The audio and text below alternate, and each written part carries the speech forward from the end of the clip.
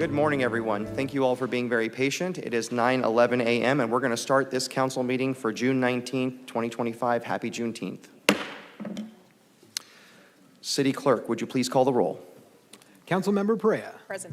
Councilmember Maxwell. Present. Councilmember Vang. Present. Councilmember Richardson. Here. Councilmember Esparza. Present. Vice President Arias. Presente. And Council President Carbasi. Here. Thank you. Next is invocation. Invocation by Reverend Francis James Pappas from St. George Greek Orthodox Church. It's good to see you again. What did I say? Oh, the Reverend. I'm sorry. I did say that. I apologize. I made you Catholic. Hey, we'll take it. That's okay. I'll take Catholics at the food festival, too. By the way, third weekend of September, Greek Fest. Heavenly King, Comforter, the Spirit of Truth, we approach you today to seek guidance and wisdom, not just for today's proceedings, but for the continued care for our mayor, council members, city managers, attorneys, clerks, and many dedicated staff members who lead this beloved city. Guide them, guard them. May they lead with integrity and truth, honoring the commitment they made to uphold the trust placed on them by the many constituents. Protect them, Lord, strengthening their resolve to do what is correct for the people of our city and surroundings. Hear us and preserve us, for you are holy, both now and ever, at the ages of ages. Amen. Thank you. Thank you so much. Next is the Pledge of Allegiance. We're going to have our good friend from the media, David Taub, lead us today in the Pledge of Allegiance. I pledge allegiance to the flag of the United States of America and to the republic for which it stands, one nation, under God, indivisible, with liberty and justice for all.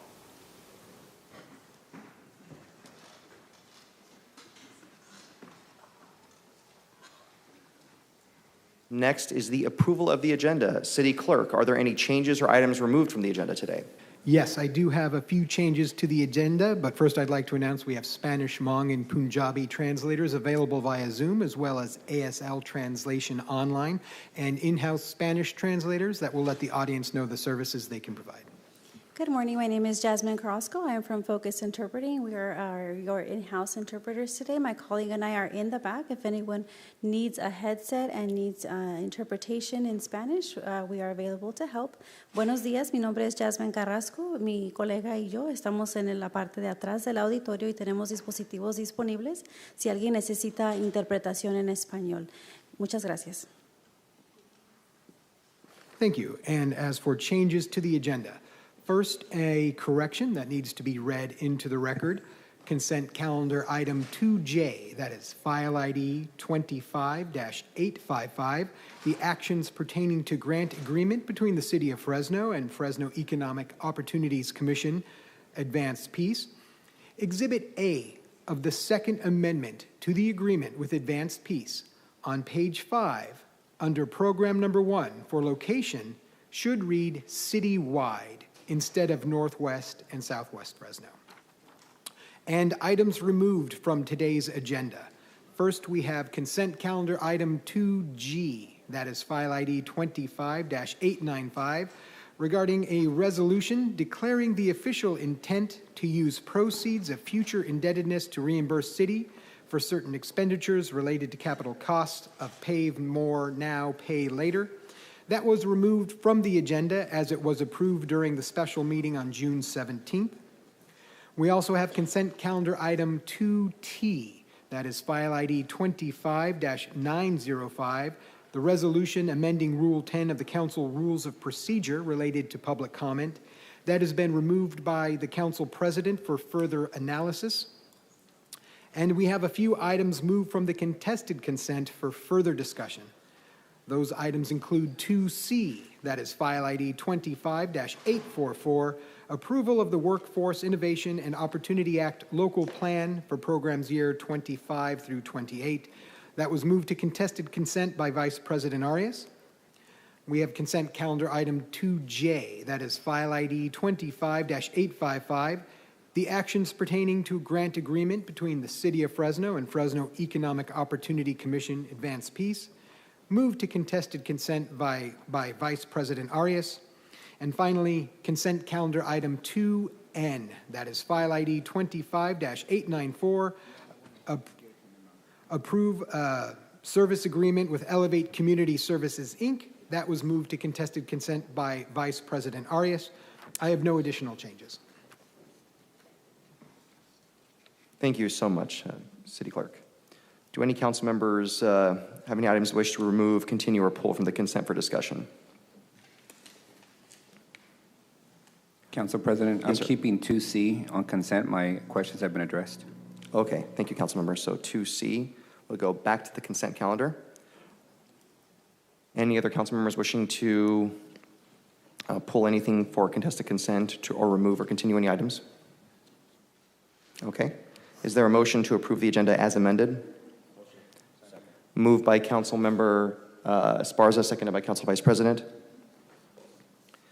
Any opposition? Motion passes unanimously 7-0. Thank you very much.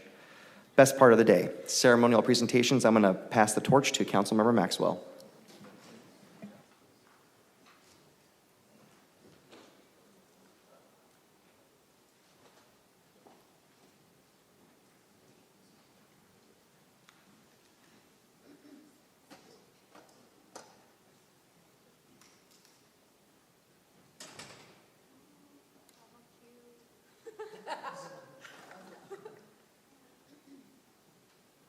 There's some good pictures in there, Laura.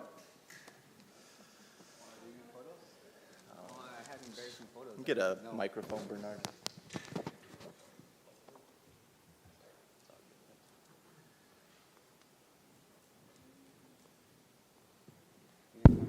All right, if we could please get Laura Garcia de la O Diaz to come to the front.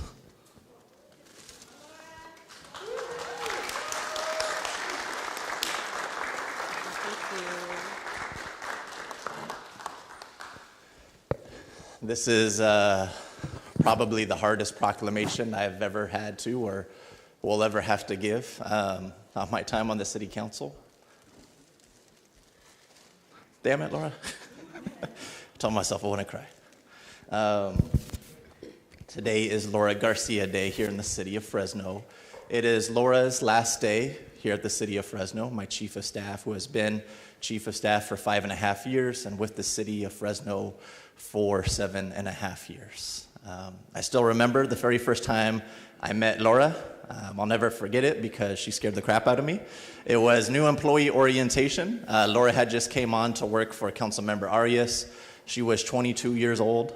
I had just started my first day working for Councilmember Esparza. I was 27 years old. And we went to the city attorney's office for the new employee orientation. It was just me and Laura. I don't think Laura made eye contact with me the entire meeting. I don't think Laura smiled once and intimidated me a little bit. So I gave myself a mission. I said, I'm going to make this person my best friend. And over the next year, I would skimp out on my work duties to go to her office and eat her food and bother her until we became what I like to think are friends and really have become really good friends. Laura obviously is my chief of staff, but she is so much more than that to me. She truly is one of my best friends. And we've been friends ever since. When I decided to run for office, I didn't ask her to. She volunteered to come out on 110-degree days to walk precincts with me and talk to folks that live throughout the district and get to know them. Not because she had to, but because she wanted to, because she cares a lot about this community and the people living in it. And when I was successful in my race for City Council District 4, I didn't ask anybody else to be my chief of staff. I didn't think there was anybody else I wanted to be my chief of staff. I knew that there was only one person I wanted, and it was Laura. And there's a lot of decisions that I've made the last 5 years that I don't know if I'll see the full impact of those decisions, in the next couple of years or my lifetime. I hope they're good ones. But there's one decision I do know the effects of, and that was the best decision I ever made, and that was bringing Laura on as chief of staff. Because I have seen her touch so many lives of people throughout our district, businesses, families, children, seniors. Every chief of staff has a different style and different methods Laura is very involved. She's very proactive. She's led the charge on so many different things that we've done to improve the lives for our Fresno families, including the eviction protection program, wage theft protection program, putting little free libraries up across all of District 4 so that children have easy-to-access books. The Dolly Parton Imagination Library, Laura helped spearhead that too, which will mail a free book to every single child in Fresno County, age 0 to 5, with their name on it, so that they have 60 books by the time that they enter kindergarten. She's helped spearhead dozens of events throughout the district over the last 5 years, and she's had such a crucial hand in shaping so many lives throughout the district. And I know that, Laura, that the impact that you have is going to have ripple effects for generations to come. I'm going to miss you. She has decided that she wants to make money in the private sector, so I can't hold that against her. If you want a discount at PG&E, call Laura Garcia. She'll be happy to hook you up. But we are going to miss you very much, Laura. Thank you for everything. Thank you for your service to the city and to the people of District 4. I got my own mic, Council President. Primeramente, a sus padres nos da mucho orgullo que se fue y se va Laura. Y felicidades a ustedes. Han hecho un trabajo muy bueno en el tipo de persona que Laura es. Ella los está enseñando bastante. Me enseñó exactamente lo que es una tóxica y un tóxico. She defined it for me. And now I weaponize it every moment, opportunity I have. I just want to go a little back before Laura was at City Hall. You know, I met Laura when it was during a campaign. She was volunteering. And she's exactly the type of volunteer that our city needs. Is somebody from the neighborhood whose parents have lived in the neighborhood, who have a stake in their neighborhoods, and whose neighborhood has been left behind with lack of investment. And she showed up and volunteered to make a difference. And then she ended up in the council office making that difference from the inside.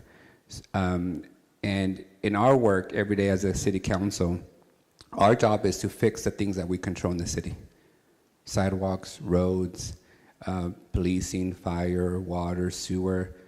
But we can't do it if we don't have people from the neighborhood willing to step into the building and to advocate for their neighbors and their residents. And Laura has been exactly that person.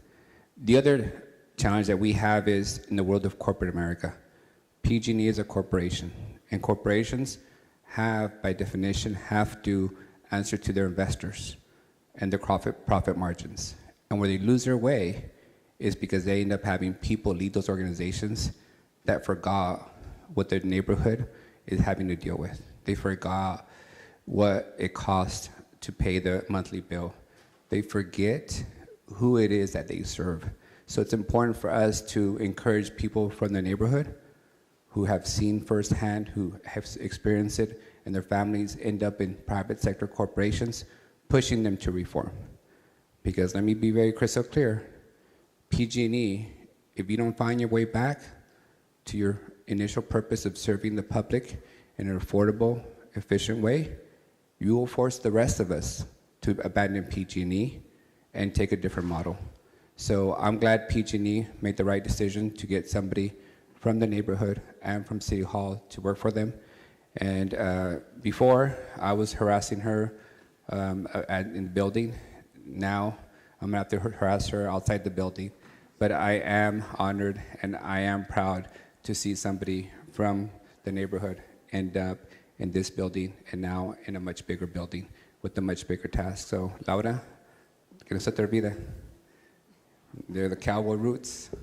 Don't be making people's PG&E bills go up without fighting the PG&E establishment on why they shouldn't be going up. No pressure.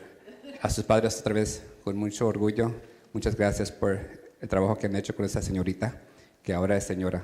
And I don't even know what your official last name is. Is it still Garcia? Oh, he misspelled it. You got to educate him on the Latino hyphen work. Again, congratulations. I'm going to hand the microphone over to Laura at this point.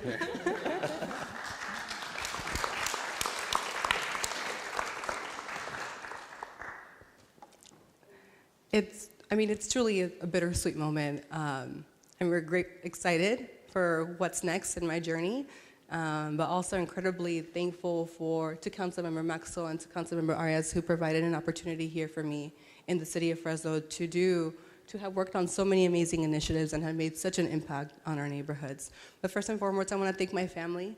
My husband, Mario, who's here, my mom, Marta, Juan, my brother, Eric, and his fiancée, Sierra, for being here. The District 4 team as well, some of my friends who are here, friends and, here at City Hall. Without them, I wouldn't have been able to do the work that I do. My family has supported me in all of our community events. My parents help us unload the pumpkins for Fall Fest. My mom makes the agua frescas. My husband has helped always to volunteer, be voluntold at community events. And without them, I wouldn't have been able to do the work that I do. So I just wanted to thank them, first and foremost, thank the team, thank all of the council members and city staff for everything that they do. They are true servants to the community. Councilmember Maxwell and I have talked, he's talked about some of the initiatives, and Councilmember Maxwell has talked about the importance of coming from the neighborhood. One of our first initiatives that we passed was the Zero Fare Clean Air Act, and it's something that was something truly close to our hearts. Councilmember Maxwell and I both grew up, being reliant on public transit growing up, and it's a story that I've shared. We only had one vehicle in our family, and because of that, my mom and I would have to utilize the bus system every day to do grocery runs, to go to school, to go to a multitude of things, and sometimes we had to choose when we were on those errands between eating or riding the bus and paying for that bus ticket. So that's why policies such as the Zero Fare Clean Air Act program are so important and make such an impact on some of our communities. And so I just wanted to thank, Councilmember Maxwell for allowing me to be his chief of staff and be a part of the journey of so many initiatives that we've helped pass. And I know they're going to be transforming so many families, as well as Councilmember Arias as well, for helping to bring me here to City Hall in the first place. Thank you, everyone.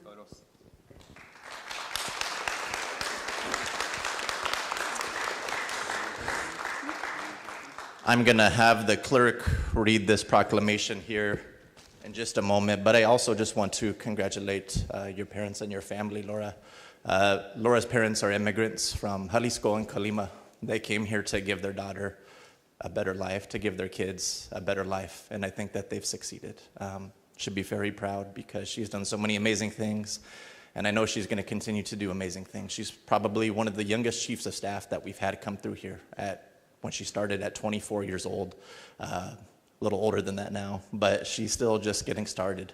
And with that being said, I want to read this last line right here.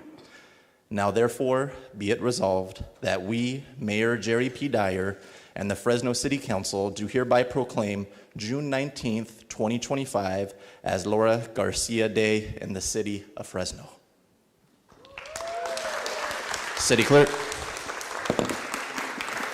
Whereas Laura Garcia was born and raised in southeast Fresno's Calwa neighborhood and is the proud daughter of immigrant farm workers Martha de la O of Jalisco and Jose Juan Garcia of Colima, who came to Fresno in search of a better future for their children. Despite having limited access to formal education, her parents instilled in her the enduring values of hard work, the importance of education, and a deep commitment to community. And whereas Laura became the first in her family to graduate from college, earning a bachelor's degree in political science with a minor in sociology and philanthropic community-based leadership from California State University, Fresno. And whereas Laura began her public service career as an intern for Assemblymember Dr. Juan Joaquin Arambula and went on to serve as council assistant for Councilmember Miguel Arias in 2019. In that role, she led community outreach events, communications, and special projects. She was recognized with the Employee of the Quarter Award and played the critical role during the COVID-19 pandemic, leading outreach efforts, organizing Spanish-language town halls, and coordinating rapid response efforts to distribute testing and personal protective equipment for families and businesses in need. And whereas in 2021, Laura became Chief of Staff to Councilmember Tyler Maxwell, where she led high-impact initiatives, built strategic partnerships, and advanced transformative programs. She was instrumental in launching Fresno's Zero Fare program, securing nearly $1 million in grant funding to eliminate transportation costs over 4 million riders, including seniors, students, veterans, and children. She also championed tenant and workers' rights through the eviction protection and wage protection programs. Additionally, she helped expand early childhood literacy by bringing Dolly Parton's Imagination Library to Fresno County and creating over 20 little libraries in District 4 through the On the Same Page initiative. And whereas, beyond her work at City Hall, Laura serves as an elected board member of the Kalwa Recreation and Parks District as part of the Young Professionals Network of Latinas Lead, advocating for Latina political leadership across California. In her personal time, she enjoys traveling internationally, dancing, reading, and running. After 7 years of dedicated service, she leaves a lasting legacy at Fresno City Hall and in the community she has long called home. Now, therefore, be it resolved that we, Mayor Jerry Dyer and the Fresno City Council, do hereby proclaim June 19th, 2025 as Lara Garcia Day in the city of Fresno.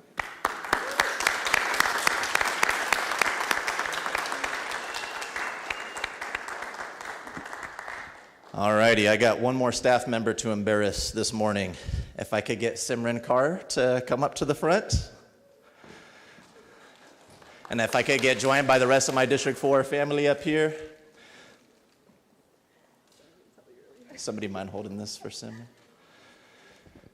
Simran is probably one of the best interns and staff members that we could have asked for over the past year. She's been with us for just about a year now, and she has been such a crucial part of our team. She is transitioning to law school. She's going to be going to McGeorge Law this fall, which we're super excited and happy for her.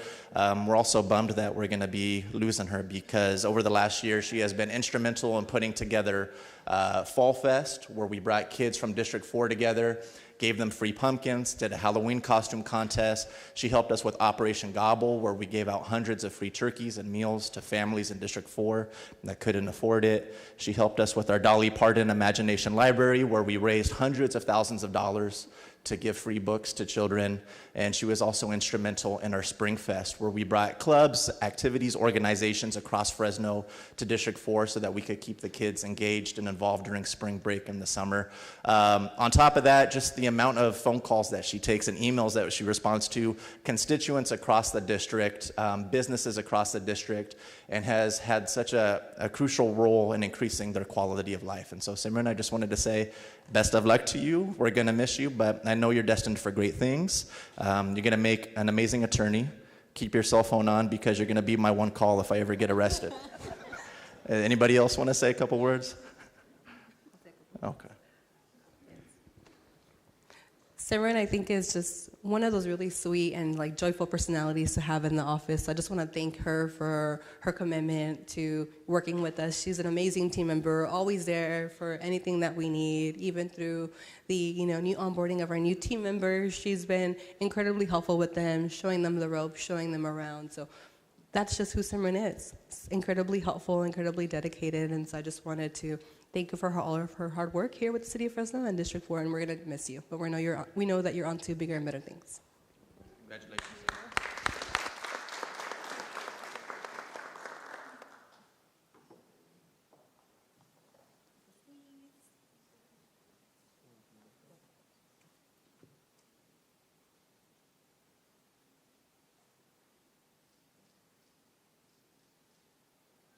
Congratulations again, you guys.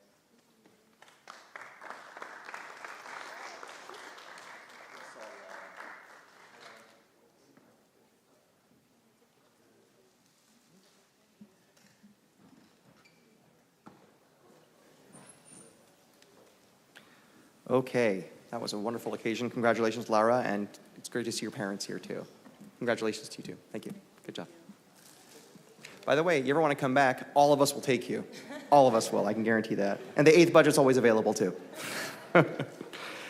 Council member reports and comments. We're going to start with Council District 1. Okay. Council Vice President. Thank you, Council President. City Manager, if I can just bring your attention to the slideshow that I'm having the city clerk put up. Every Thursday when I come to City Hall for council days, I observe the parking department ticketing residents on San Pablo as part of the low street sweeping effort. As you can see, on one side of the street, there's no parking on Wednesday. On the other side of the street, there's no parking on Thursday from 7 a.m. to 3 p.m. You see that clearly the curb is pretty clean.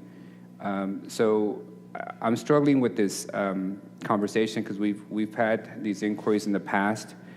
I have yet to see another neighborhood that gets weekly street sweeping and cites residents on a weekly basis for not moving their vehicles. I live in Tower, a couple blocks away from this location, and we too have street sweeping.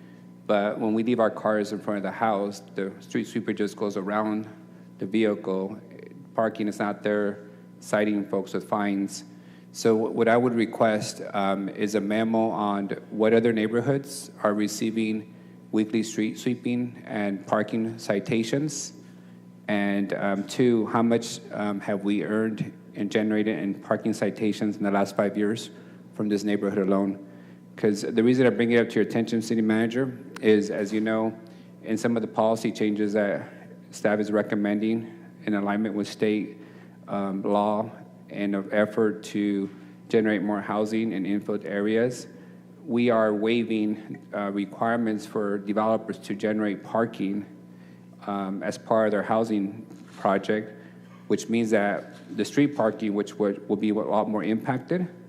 So if we continue this practice, we're going to see this across the city, where we're now starting to fine people for not moving their vehicles. This is a working class neighborhood. Some folks there work the graveyard at Amazon and other distribution centers.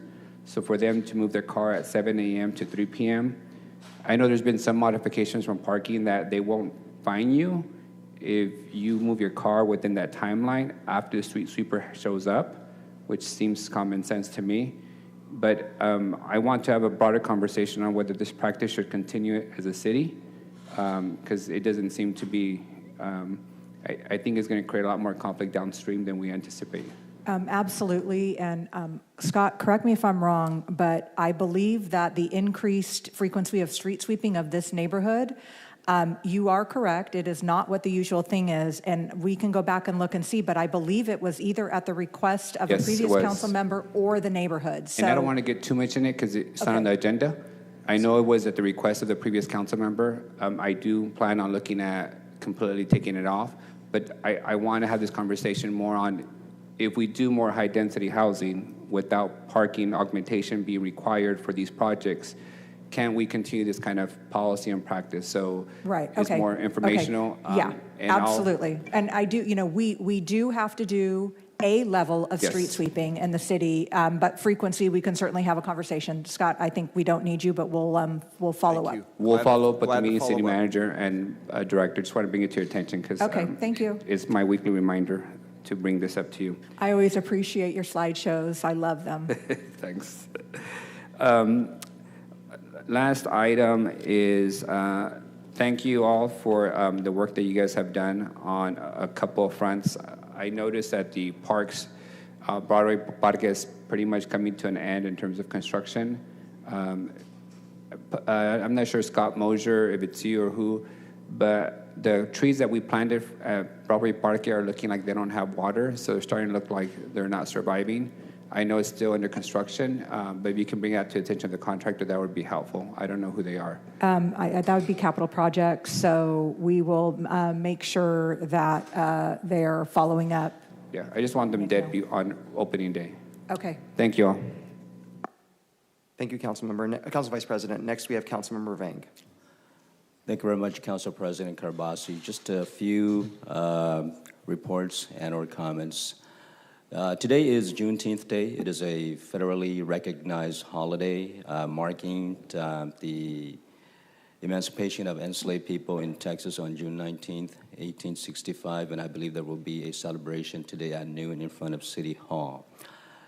This is the following meeting after this body approved our budget, and I want to thank the mayor, his staff, city manager, all city department heads, city staff who had a part in the process. And I want to thank my colleagues here on the dais who helped me through this process tremendously. For some of you, this is my first budget hearing, and so thank you everybody who was involved and who had a role in that as well. Yesterday, my office had a neighborhood watch meeting with the Oak Park Senior Villas for questions, answers, meet and greet. I want to thank Lana and Ivan Lopez and Brandon Gonzalez for coordinating and hosting my office. And also many thanks to the few dozen people who attended in the nearly 100-degree weather yesterday. Some of those attendees were from the senior villas and others were from nearby residents. So thank you for the meet and greet, the questions and answers yesterday. And thank you to my staff for coordinating and assisting in the setup of this event. And finally, I want to thank the CSOs, Flores and Detective Rusin from Fresno PD, Christina Roberson from the City Attorney Office, and Perla Ocampo from HART, which is our Homeless Assistance Response Team. They were there to answer most of the questions posed by the residents there. So I want to thank the city departments and their personnel for accompanying me and for this neighborhood watch meet and greet at the Oak Park Senior Villa Center yesterday. That's all I have, Council President. Thank you. Thank you so much. Next, we have Councilmember Esparza. Thanks, Council President. As my colleague in District 5 noted, today is Juneteenth, federally recognized holiday in commemoration of June 19th, 1865, when 2,000 Union troops arrived in Galveston Bay, Texas, and served a legal notice that slavery in the United States was officially over. This happened to be over 2 years after the signing of the Emancipation Proclamation. Over 250,000 enslaved in Texas were finally freed. And so, as my colleague noted, I'd like to invite everyone out to the front of City Hall around noon for the annual Juneteenth flag raising celebration. Additionally, tomorrow, actually, I'll be hosting the annual CLYLP. That's the Chicano Latino Youth Leadership Project students. High school students from all over Fresno and the Valley will be down here for several hours in the afternoon. We'll conduct a mock city council hearing for them. We'll have some of them be council members, others members of the public, and just show them how to give them real, in a real setting, give them kind of an education on how to engage their elected officials and how our government process works here at the city of Fresno. So we do invite any of my colleagues, if you'd like to join us tomorrow, around 12:30 or so is when we'll begin and be here for a few hours conducting that mock city council meeting with the high school students. And that'll conclude my report. Thank you. Thank you so much, Councilmember. And to close us out for Councilmember reports and comments is Councilmember Richardson. All right. Good morning, Council, everybody here. First, I'd like to point out last weekend on Flag Day, again, my favorite holiday, that afternoon, from late morning to early afternoon, my fiance and I went out to the northwest corner of District 6, where there were protests held out in the vicinity of River Park, really not knowing what to expect. And what we were confronted with was a lot of folks who were very loud, very creative, had a lot of opinions, but they were safe, they were taking care of each other. The police who were out there were bored, which was a positive in this sense. They had safety structure in place. They were handing out waters. We really showed how Fresno can get out there, make their voices heard, while not being a detriment to anybody else's safety, livelihoods, or businesses. And I really appreciated that. I saw some of my former high school teachers out there, some of my former students out there. Regardless of what brought any of those individuals out to protest that day, they were all taking care of each other, and that was very encouraging to see. So I just want to let everyone know that I really respected that. Secondly, with our first ever Fresno Freedom, getting flags out to folks who need their American flags replaced before the 4th of July, we're right at about our 600 mark. So we acquired 600 flags, and we are rapidly climbing through the 500. So everybody out there who's called 311 or called 621-CITY or gotten in contact with the city to request your flag, thank you for doing that. We're getting all those requests in. For those of you who live outside the limits of the city, we got a lot of requests from Clovis, Madera, Tulare. Call your city council and tell them to start doing what Fresno's doing, or else they're not going to be able to provide anybody with any flags. And finally, for the residents of District 6, we've got an item coming up. It is on the consent calendar today, and I chose not to pull it. It is something that I've had a lot of conversations with my constituents about, and if this is something that the constituents of District 6 are concerned with, there's a high likelihood that there are people in other districts concerned about it as well. And this particularly as pertains to ADUs, these accessory domicile units. Now, in looking through this, I asked a lot of questions. I talked to the subject matter experts about it, and I don't want to do anything that's going to take, I guess, an undue burden and place it on people who didn't sign up for that. And with ADUs, sometimes that can be a very touchy subject, but the reason I chose not to pull it from the consent calendar today is because I looked through it, and nowhere in the tiny houses on wheels, in the ADUs, in the backyard cottages, there's nothing in there that I was able to determine that's going to be a negative impact on anybody, and I think there are some positives that will come from it. So know that due diligence was done. I know some other council members were equally concerned and wanted to make sure we did our homework on it. I have. I'm sure they have as well.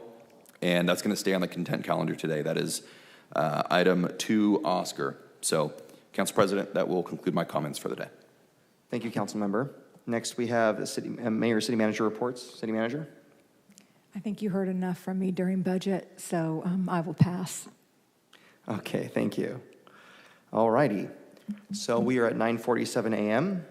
For the first time, I think, ever, we're going to get to our consent calendar before our first hearing. So next is the consent calendar. Do any council members wish to register a no vote, abstention, or recusal on any consent items? And of course, pulled items will be heard immediately after consent. I am going to register a no vote on item 2J, J as in Jack. Any other council members? Okay. There being none, now we're going to take public comment now on all consent, including contested consent, closed session items, and unscheduled communication. Now, I know many of you may be here for the 10 a.m. item. I have some cards. If you're going to speak on the 10 a.m. hearing or any other hearings, please do fill out a card in the back or up here and bring them into the box up here. That would be very appreciated, and we'll get to your item as soon as we can. So again, public comment for consent, contested consent, unscheduled communication, and our closed session items. This is your time to come forward, and you'll have 3 minutes. Aaron? No? Okay. All right, we have nobody coming forward, so now we're going to close that portion of the meeting for public comment. Again, that was for consent, contested consent, unscheduled communication, and closed session. And bring it back to the council. Is there a motion to approve the balance of the consent calendar? Second. Moved by Council Vice President, seconded by Council Member Perea. My right ear is working today better, sorry. Any opposition? There being none, the balance of the consent calendar passes 7-0. We have some time, so we're going to move to our contested consent calendar. I've had some requests from administration, so we're going to go in a little bit of a different order because of schedules. Council Vice President, you pulled item 2N as in Nancy. We're going to start with that one.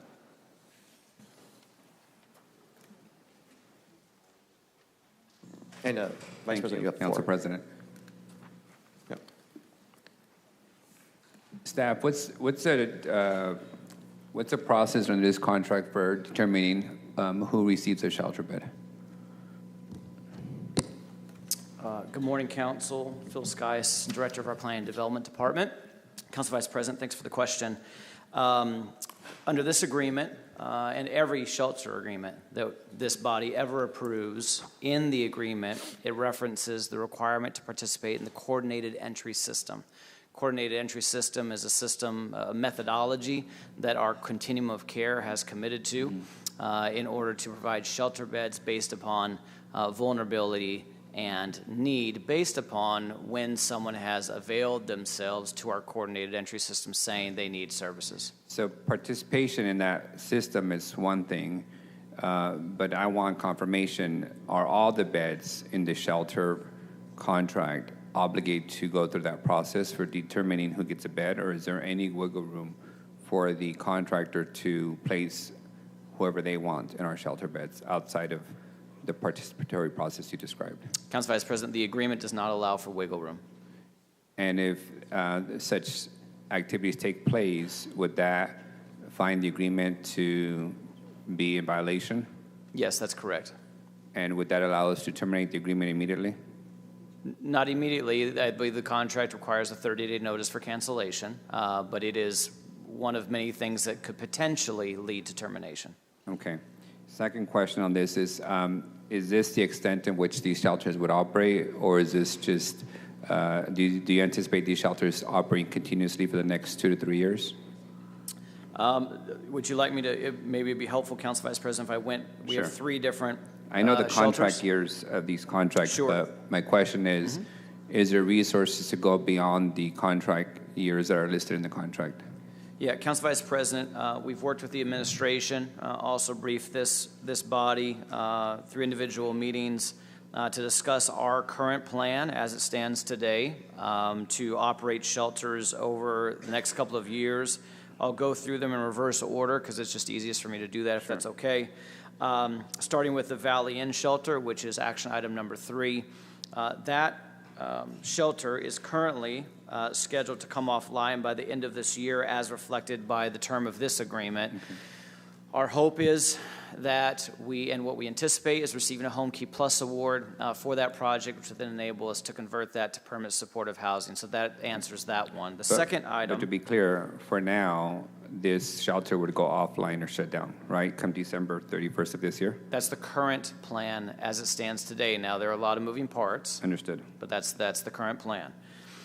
As it relates to Parkway Inn, also known as Victory Village, this term is through June 30th of 2026. So it's actually a full 1-year agreement. At this time, the plan is similar, that shelter would come offline at the end of that agreement term. That is the current plan. Okay. And then lastly, Fresno Home goes through June 30th of 2026, and the plan is similar there. Again, I want to reiterate, we have a lot of dynamism in our resources, money we're receiving from the state, savings from other agreements, Home Key Plus awards, Supernova awards. Yeah. So this could change, but that's the current plan. But absent any further action from this body to allocate more money, the plan is for these to close at the end of these service agreements, correct? That's correct. Even if we have savings that the administration would want to bring forward, any proposal to extend operation, that would require action by this body. Now, all these shelters are my district, so this is where I tend to pay attention because the complaints come to me. I have several voicemails on my phone, significant complaints being alleged against the operator that's being proposed today on several of these locations. What is the process for administration investigating those complaints and dealing and resolving or processing the complaints? I recognize some of them. Things like some people don't like the menu is not on top of my list to address, but more serious natured complaints. What is the process under these contracts for who's the recipient of the complaints, who's responsible for investigating the complaints, or do we just let the operator handle all that? Yeah, Council Vice President, appreciate that question very much. First of all, I want to ask yourself and your office to route those complaints to me personally. We, over the course of the last 4.5 years, we've received various complaints about any number of things, and we investigate every one of them. I personally am involved in the investigation of every one of those complaints. Even if it's a complaint about, a leaking faucet, which ultimately is going to go through the city attorney's office and code enforcement, but we're still involved in ensuring that compliance is gained. For the record, you are the primary That's correct. person responsible for handling all those complaints. That's correct. All right, thank you. Those are all my questions. Yeah, thank you. Council President, motion to approve. Thank you. Seconded by Councilmember Perea. Any more discussion from council members? Okay, there being none, motion any opposition? Okay, there being none, motion passes 7-0. We're going to move on next to item 2, T as in Tom. I'm sorry, that was removed from the agenda. I apologize. The last agenda item for contested consent is 2, J as in Jack. This is also moved to contested consent by Council Vice President. Council Vice President has the floor. Thank you. Is the nonprofit organization here? Yes, we do have the interim director available. Who are they? Patrick. I have questions for them.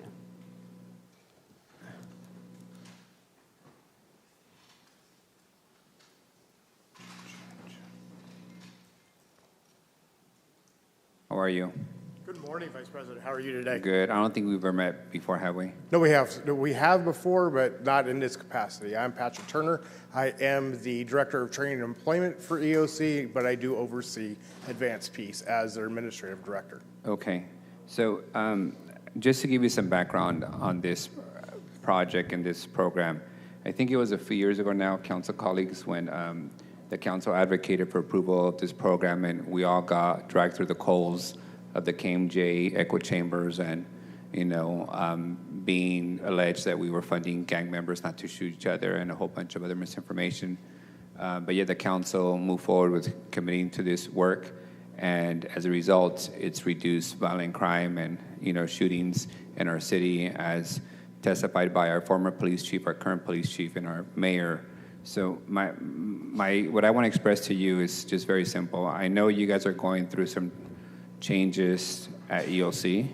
Correct. But I want to be crystal clear that for me personally, I have seen the work of Mr. Foster and the others on Advanced Peace, specifically a few years ago when a gang member shot a mobile food vendor in Southeast Fresno.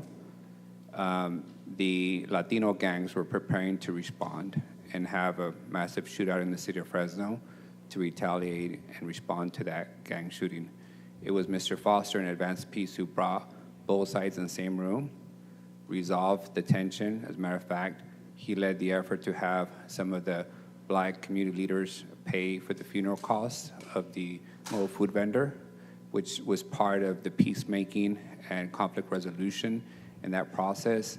And the city was able to avoid this massive series of shootings across our city over one person from out of town that took it upon themselves to shoot a vulnerable vendor at a city neighborhood. So what I want to be crystal clear about is if the folks who are responsible for doing the work and reducing crime in our city are somehow moved or eliminated, as part of the reshuffling of EOC, I will seek to bring back this contract and move away from it.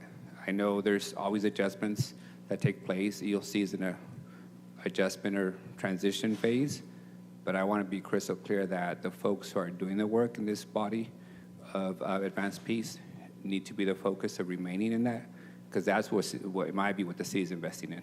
We're not investing in EOC. We're investing in the people of Advanced Peace who have directly reduced violent crime in our city and shooting. So it's simply the message I would have given Brian Angus if he was here. But I just want to make it clear to the agency that my commitment is to the folks who have performed the work successfully, not to an organization that is in transition. So I just hope that you guys remain focused in this work. And thank you again for being the fiscal agent, being the organization that houses Advanced Peace, and what support you provide this work.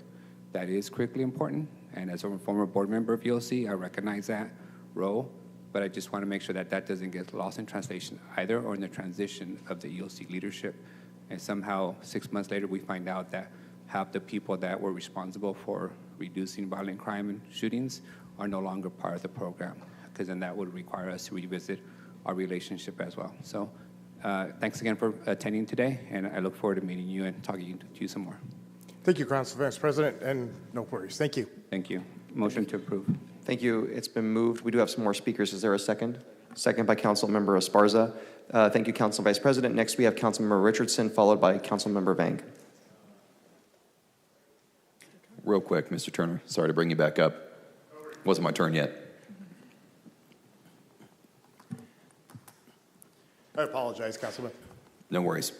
In the through the budget discussions and the presentation of this current agenda, I saw this come up, and like rent control, there are certain things that sound really good at face value, and then you got to dig into it and kind of realize what goes into it, right? So I heard Advanced Peace, and my first instinct is this sounds fantastic. Then I started digging in more and had a constituent reach out and express that it's a terrible waste of money and it's doing nothing and it's a social justice boondoggle and whatever, just kind of went off the deep end. In digging in, I figured the people who would be able to experience whether or not this is a success the most, outside of the folks who live out in the community and are alleviated from these big shootings, would be the police department. They would directly experience, right, the drop in shootings, the drop in the confrontations with these gangs of whatever group they're in. So what would be your real quick, and I'm going to put you on the spot, and this has nothing to do with politics, for those who are concerned about this program and its continuation, what can you just really quickly say about the success of it? Everything we do runs parallel with law enforcement. We do not interact with them. Obviously, the type of folks we work with don't necessarily get along with law enforcement, but our folks are there behind the scenes making sure that violence does not happen in the community. We're talking about gun violence, reducing actual shootings. My folks go out every day and they get in front of gang members. They actually stopped 105 actual shootings in this past 6-month period. Every shooting has to be investigated by the police department. That costs you time, money, and resources. We're saving you that at a very, very low cost. Our folks are doing it not so much for the money, but for the simple fact that they love their community and they love the people. Look, everybody loves their family. These are their family members, and they want to see them live just as much as anyone else. So our job is to make sure that all communities are safe, that we are doing our best every day to go out there and assist, not just as EOC, but as Advanced Peace, and making sure that Fresno is a strong, reliable community. I appreciate that. I think there's something to be said about an ounce of prevention versus a pound of cure, right? Correct. So thank you for your skill set, for your expertise, for the demographic and the subject matter experts you've been able to pull on board. Anybody who has an issue with this in the city, I would invite them to go to the funerals of any innocent shot by a gang, who was killed in a gang shooting, and they can express their concerns that way, or they can call me directly. So thanks what you do. I will support this as well. Appreciate your work. Thank you. Councilmember Vang, you have the floor. Thank you very much, Council President Carbasi. Along the lines of my two colleagues here, I just have a comment, sir. I want to thank Parts Director Gary and Parts Assistant Director McNabb for being inclusive in this matter, as alluded to earlier by the city clerk, that citywide is something that we have to include when it comes to adjusting and addressing violence in our communities. I want to thank the director and assistant director for Parts, and you too, sir, for being inclusive in this matter. Thank you. Thank you. Thank you so much. Are there any other members of the council wishing to speak on this item? Okay. Thank you. There's been a motion and a second. Any opposition to this item? Just one. So the item passes 6-1. Thank you very much, council. Okay, believe it or not, that ends contested consent. We're going to get to our 10 a.m. hearing only 3 minutes behind schedule. So, Bernard, if I could have the additional cards that have come forward. So the next item will be our 10 a.m. hearing that most of you have been patiently waiting for. Thank you so much. This is a consideration of a text amendment application P24-00794. So there's an adoption, a bill that includes several different items. There's two parts to this. So if you do want to speak on this item, I do have some cards numbered in order. I will call them in order, but I have one other card, so bless you. I only have 6 so far. If anyone else wishes to speak on this item, please do bring your cards forward. We're just going to have number 3 is going to be Cooperative, Okay. and number 5 is going to be PNS. Oh, let me switch that up. Sorry about that. No problem. Got it. That's easy. You guys are smart. You're going to make Pete go last. Make the impression on us. Smart. Okay. Great. So we're going to move on to this item. Do any council members wish to have a presentation on this? I think we've pretty much seen it before, but okay. All right. So we're going to move on for the 10 a.m. hearing, public comment. So I'm going to first call Lenore Schreiber, and then we'll do the cards in order. Well, let me ask you a question. Do you want to do the cards in order first? Do you want me to call the people that have just sent cards without being in this order? Who? Okay, let's start with... Okay, let's go with Shirley Boswell first. Shirley will be followed by Sue.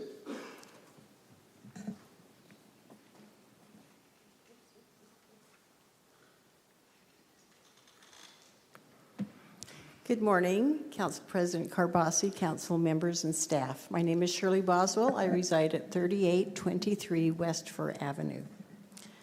On September 27, 2023, 6 months after this amendment was initiated by vote of the City Council, one developer wrote a one-page letter to the Planning Department and apparently got the staff to add a new paragraph changing the whole citywide text amendment without the knowledge or input of our elected representatives who initiated the request for the document. We realize that this text amendment does not rezone these properties, but it might as well.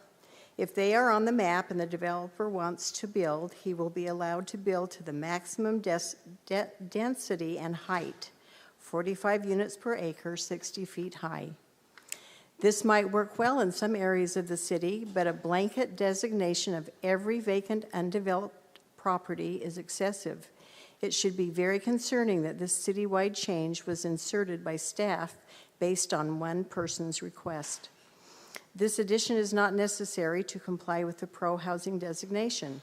The total number of new units gained by allowing vacant office zone property to be converted to high-density housing is a small number of the total housing units that this amendment is expected to generate. The city has admitted that the inventory of property zoned or planned for residential already provides sufficient capacity for the allocated number of homes, with a surplus of 6,800 units. During the Planning Department presentation to the Council, it was admitted that this text amendment may not work. Many government policies do not work, but they are almost never changed. Please think very carefully about passing a blanket policy that, at least in some cases, won't work. There was a discussion of how to change it if it does not work. There was a discussion of the appeal process. There is a proposal today to add that notification would be made to the councilperson's office, but it would only give them 5 days to appeal. This is clearly unreasonable. A minimum of 30 days should be required since people will be ill or on vacation. The people most affected should also be notified. The developers have access to the city planners, and the system is already designed around their convenience. They have professional representatives to smooth the way for their projects. Citizens, on the other hand, usually find out about these things at the last minute, if at all. We are not professionals, and most of us do not have the time to read 350 pages of acronyms and legalese. We do not want to be further denied our right to weigh in on development in our extremely established neighborhoods. Thank you. Thank you very much. Next, we will have Sue Griffin, followed by Tom Griffin.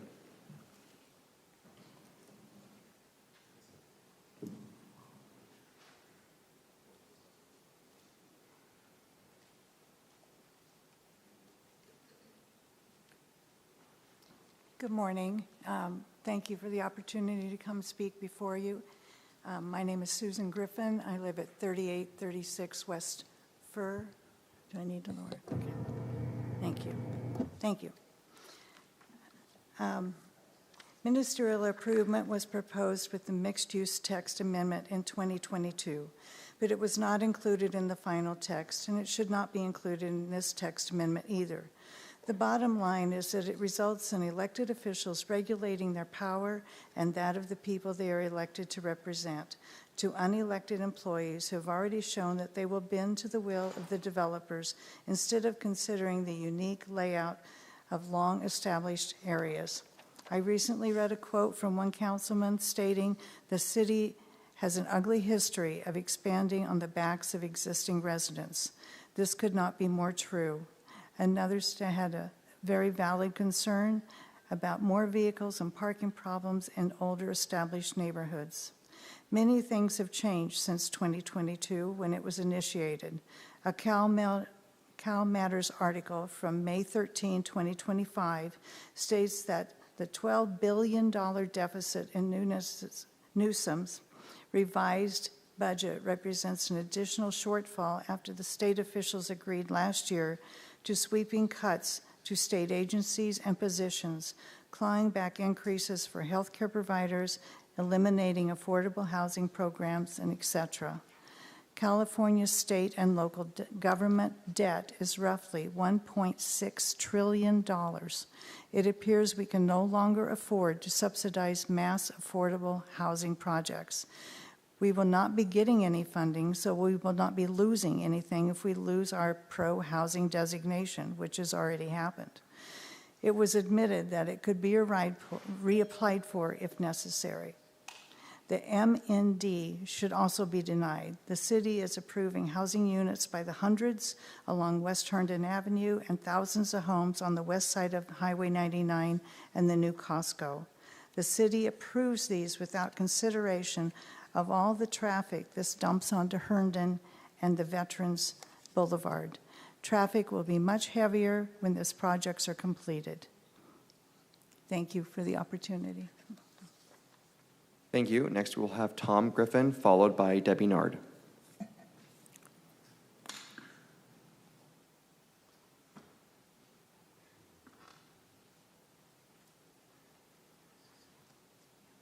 Good morning. My name is Tom Griffin. I live at 3836 West Fur and have been a resident of this neighborhood for 43 years now. I appreciate the council listening to our presentation. I hope a recent environmental impact report has been done that takes all of these things into consideration. Less than a year ago, an appellate court found Fresno environmental documents to be inadequate. It wanted Fresno to change how it addresses air pollution, water availability, and pedestrian traffic. They agreed that the city did not account for realistic up-to-date levels of air pollution and groundwater use. The environmental attorneys who brought this suit are now suing the city for $2 million to cover their fees. There seems to be many disputes with the city's figures on the southeast development area. In a city that suffers from periodic drought at much lower levels of population, we hope that water availability and groundwater depletions have been carefully studied and planned for. We live in a bowl which traps bad air and leads to high rates of asthma and respiratory illnesses, especially in children. California also suffers from an inadequate electrical grid. We have the highest electrical rates in the nation. Building up to 5 stories along heat-generating expressways will lead to unaffordable energy bills. Recent figures show that the city currently has sufficient market-rate housing, both single-family and apartments as well. There's a need for approximately 20,000 affordable units at an estimate of $200,000 per unit. A minimum of $40 million would be needed. There is no funding for this. It was reported that homelessness is up 3%. There's no money to continue on this current path. The city will lose no money because there's no money to lose. I'm reminded that nothing good has ever come from a crisis mentality. We have to be mindful of how much traffic all of this development will cause and where it will occur. There is currently no viable transportation options to the car in the northwest part of the city. Efficient public transportation options really do not exist along Herndon Avenue. People will work, shop, and play where they choose, not necessarily limited to what is nearby. We would ask that you follow the unanimous decision of the Planning Committee and the Planning Commission and deny this text amendment and MND. If you cannot do that, we'd respectfully ask that you remove the vacant undeveloped parcels for this office. These properties are a minuscule portion of the text amendment and were not included in the original intent of this amendment. It will be cheaper to develop and build on vacant land, and the addition of vacant land defeats the original purpose of the text amendment. The Planning Commission has made sound decisions on this text amendment and the Southwest rezone. If you do approve of this text amendment, please remove the ministerial zoning, please remove the vacant undeveloped parcels, and lengthen the appeal process to 30 days and notify the public via the planning notices. None of these requests will affect the pro-housing designation. We have been rescheduled by the planning for these planning and council meetings every 2 to 3 weeks since February. We hope that our persistence and dedication to do what is right for our neighborhood and others will not go unnoticed. Thank you for your consideration. Thank you. Next, we have Debbie Nard, followed by Pete. Now, just as a reminder, we appreciate everyone providing their address, but you don't actually have to do that if you don't feel comfortable providing your home address. So, Debbie, you're next.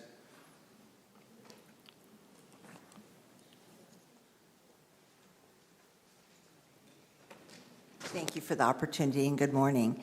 I don't have anything actually prepared right now, so you're going to have to listen to me off the cuff, so we'll see how that goes. But anyway, I did want to say that we have been coming here repeatedly, and we did find this in the planning notices, and that there was absolutely no opposition to this until the 28th of April, just before the May 1st meeting. So we did our due diligence. We found out about this. The only other people that knew about this ahead of time were the Sunnyside property owners, who have made some excellent points and some excellent letters. So we really do hope that you will take consideration. I've been a resident of this neighborhood for 40 years, and I'd like to clarify a few things too. We moved by a school. I've lived by a school almost my entire life. I live on a corner. My parents lived on a corner by a school. So it's not the school traffic. It's the increased density over the years and the roundabout that doesn't work that has caused the problem. And there has already been a shift in our neighborhood. The traffic that should be going on Prospect goes on Brawley, and that is what causes the problem. So even on Brawley and Beechwood, a 5-story building with that kind of density and inadequate parking will be a nightmare, and it will really, I would say, ruin our neighborhood. So we really do appreciate you listening. We do appreciate your consideration, and we hope that you will take our concerns. And thank you very much. Thank you, Deputy. Next, we have Pete Nunez.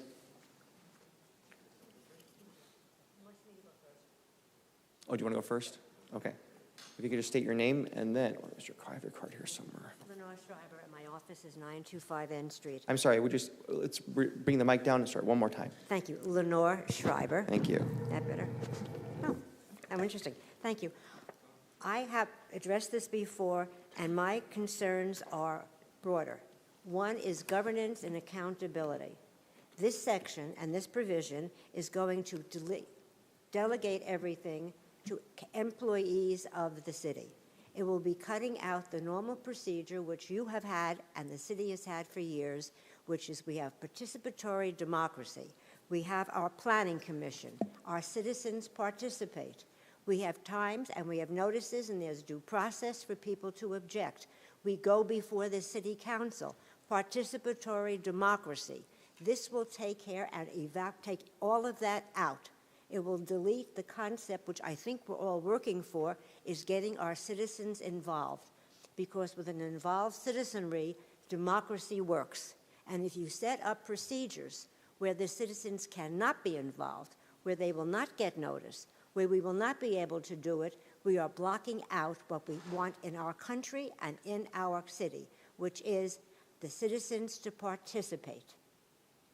I don't know why you would want to give up that and say, citizens, we don't want to hear from you. We are going to give it to employees. And in no way I'm not saying that the employees are not in good faith and they work hard. But that isn't how democracy works. Democracy works with citizen participation. The second part is the economics. We do need more housing in the city. Developers are not bad persons. They are helping us. The problem is, given the cost of money and the cost of goods, we're not going to get what you think you're getting.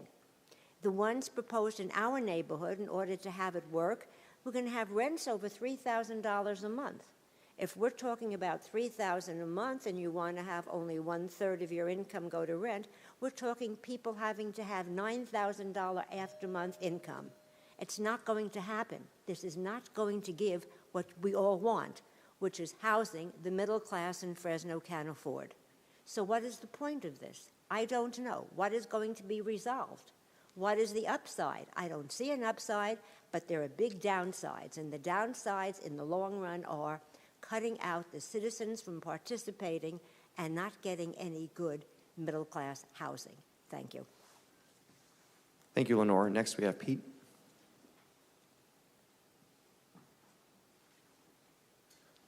Good morning. Peter Nunez, 3717 West Buena Vista, Fresno. Council, I know most of you very well. You've been in my office seeking endorsements, and I think I've endorsed most of you. And I don't look back on that in regret. I did so because I thought you in your wise judgment would make sound decisions based on facts, based on criteria, and based on your constituents. As the president of Teamsters Local 431, I know what it's like to have to serve your constituents. And I know how important it is for you to make sound judgment, sometimes not in everybody's best interest, but you are thoughtful about it. And that's what I hope you do today. You can't please all the people all the time, but I certainly would not have endorsed any candidate for office if I knew that they would give up a fundamental part of your job, which is making the tough decisions.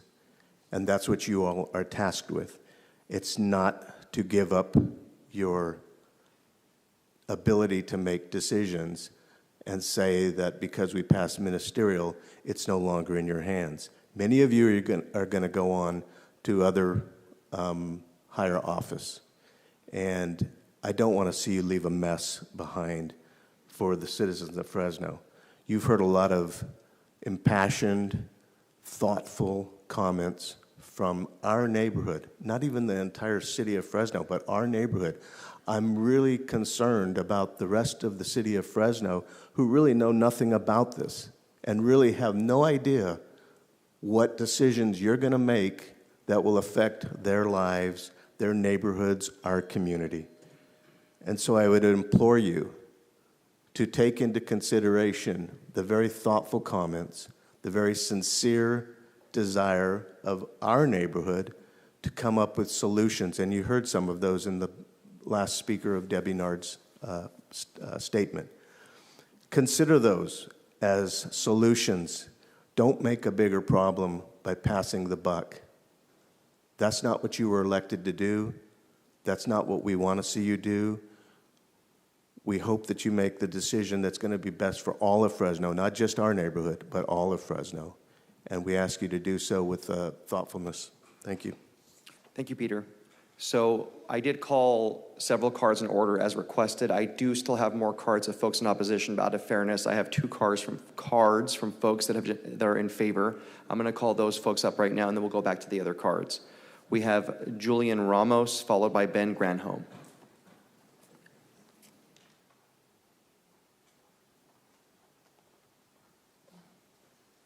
Good morning, Council President, Council members. Happy Juneteenth.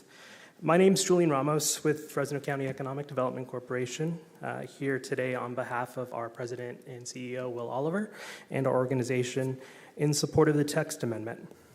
We believe this text amendment is a smart step forward towards Fresno's economic future. First, it supports local competitiveness. It cuts red tape. It makes it easier to invest in housing projects, especially those aligned with infill and adaptive use. As we work to attract and retain talent across high-growth sectors, a more responsive housing pipeline is essential. Second, it's a practical response to changing market conditions. If office vacancies rise, this policy gives property owners more flexibility to reposition those sites into productive, revenue-generating housing, also while preserving office as an option. Third, it improves predictability for investors. Ministerial approvals mean faster, more consistent permitting, lower costs, giving smaller infill developers the confidence to move forward. In short, we believe this is a balanced approach that strengthens Fresno's economy, supports housing goals, and maintains planning standards, all while positioning us to adapt to future needs. Thank you so much for your time. Thank you. Next, Ben Granholm. Good morning, council and staff. My name is Ben Granholm on behalf of Invest Fresno. Great to see you all this morning. Here respectfully asking for your support for the ministerial approval text amendment. We see ministerial approvals as a practical and common sense solution to ensure that projects can move forward efficiently in a timely manner, that without unnecessary delays that end up driving up the costs and limiting the supply.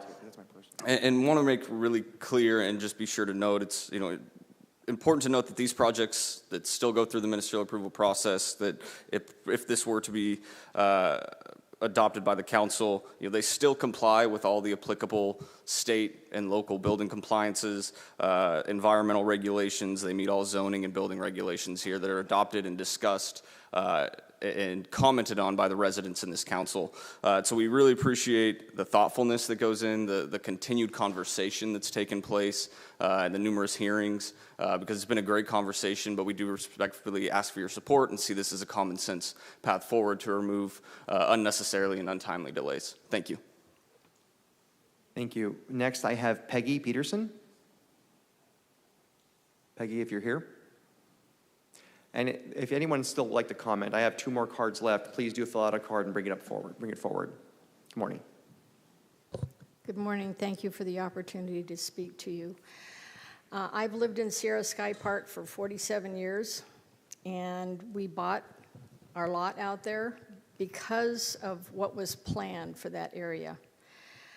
I feel that you should follow the Planning Commission's recommendations and not let this go through due process. Thank you. Thank you so much. Next, I have a card from Dennis, lives on Kelly, but it does not have a last name. Oh, okay.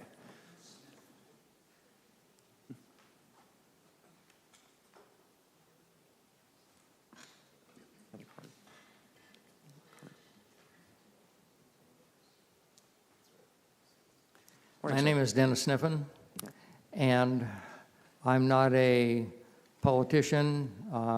You're lucky. I'm just a homeowner, okay? So I want to make sure I understand this ministerial thing correctly. So let's just say, for example, we all know where the Herndon and Prospect intersection is, okay? On Herndon, it's just east of the airport there. So I think it's about 5 or 6 acres. I never measured it.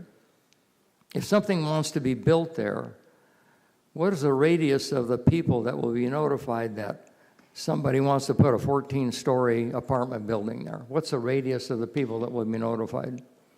100 feet? 800 feet? 2 miles?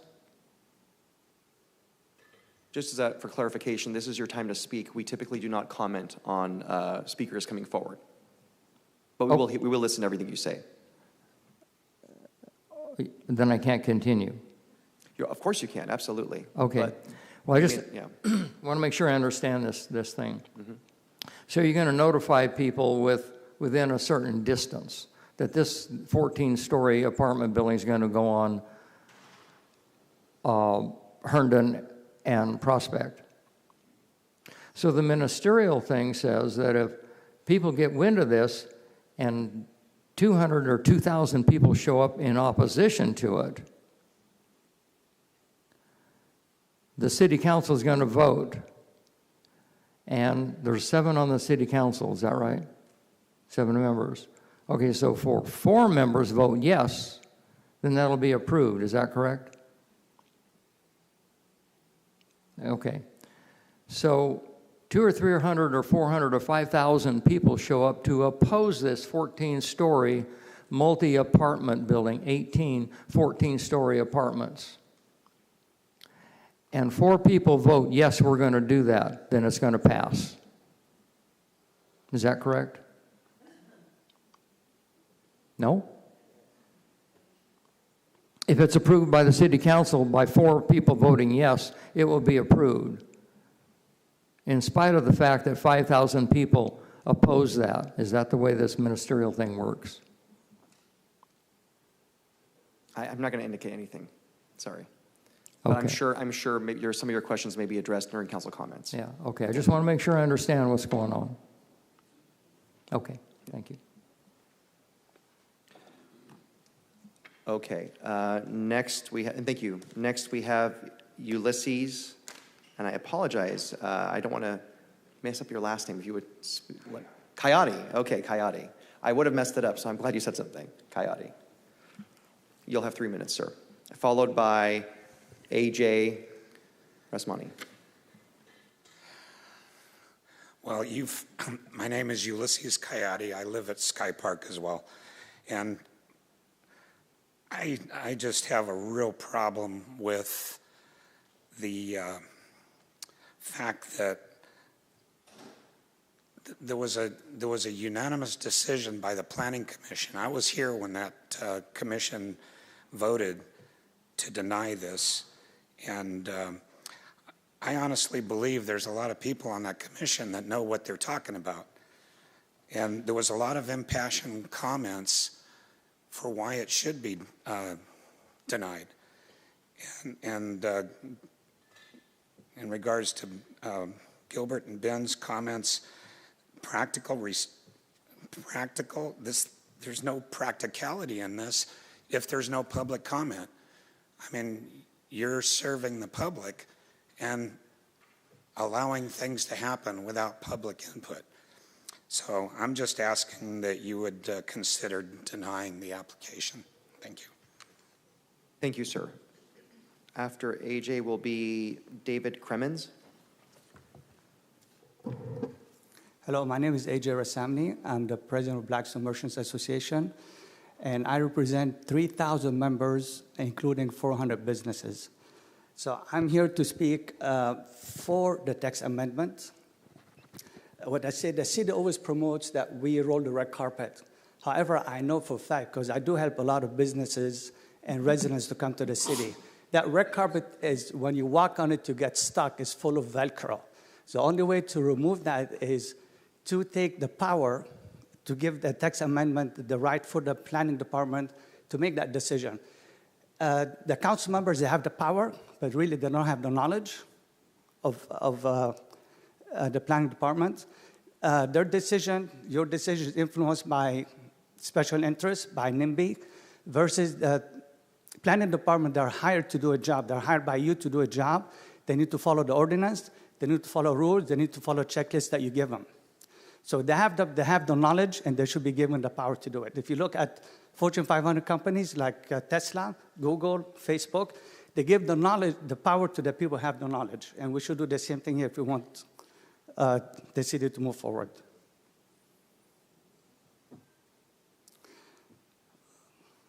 I think that's it. Thank you. Okay, thank you. David Kremens, followed by Pam Neal. Good morning, David Kremens, I live in District 1. I appreciate, Council President, you reminding everyone that it's not necessary to state your exact address, especially important in these times. I've lived in Fresno for less than a year, but have quickly become a big evangelist for this city to everyone I know across the state and the country. I've already, just by being out in the community, gotten to meet quite a few people on the dais today. And this is the first time I've been able to attend a city council meeting in hearing because, unlike your poor staff, I get a federal holiday off. And I don't know the text of the amendment in detail, but from the public debate today, I believe I can say that I am in favor of the ministerial improvements. When I consider my own future in Fresno and those that have also moved here, I believe that the promise we see in this city is in the revitalization of downtown, in increased public parks and green spaces, and in particular, in increased density, multi-use family housing throughout the city core. I appreciate y'all's attention, and I hope to see you in the future. Thanks. Thank you very much. The last card I have is for Pam Neal. Please do come forward, but if anyone else still wants to speak, there's still an opportunity. Just fill out a card. Thank you. I wasn't planning on speaking, but it's not really my thing. But I'm very passionate about our neighborhood. I, too, have lived in our home for 41 years. We bought the lot and built it based on the plan of the overall neighborhood. And while our children have grown and left, I have grandchildren there constantly, 2-year-old, 5-year-old, and I'm concerned about the infrastructure and the safety. There's never a day that you can drive up and down Herndon, say between West and Milburn, where the fencing isn't mangled, you don't see a memorial of someone. The infrastructure just isn't there to increase the density in that area. And then the other thing, too, is that it just feels like what's being proposed just gives carte blanche to whatever without the input. So I'm vehemently against it, just wanted you to know that. And, you know, I'm in agreement of taking out the ministerial, the vacant lot, and then increasing the appeal process. So hopefully you'll take that into consideration. Thank you. Thank you so much. Now the last card I have is Jan Schmidt. But again, if anyone else wants to speak, I want to make sure everyone has an opportunity, so please do fill out a card.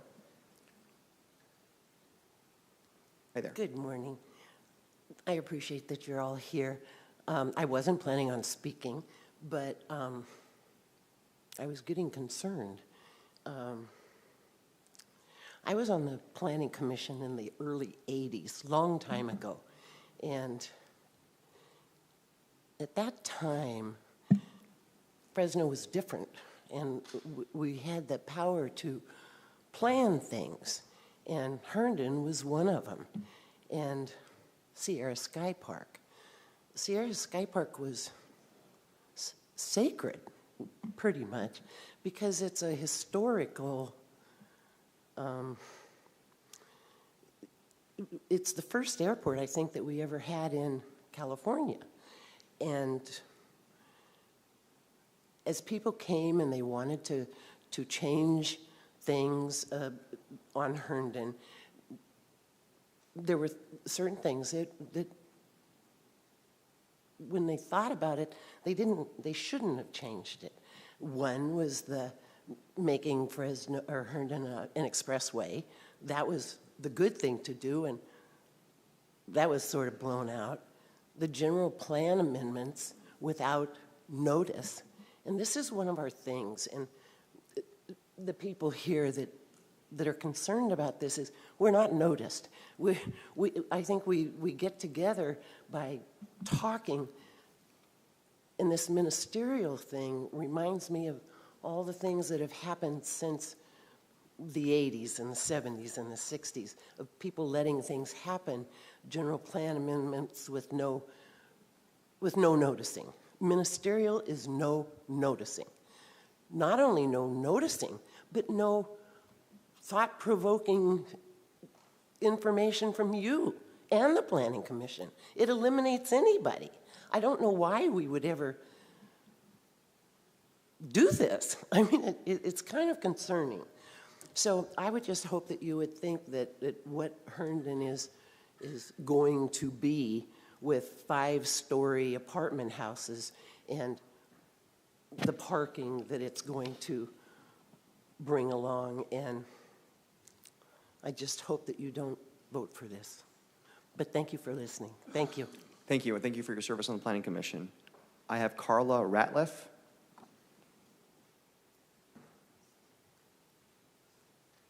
Good morning. Can I lower this? Okay. Hi, my name is Carla Ratliff.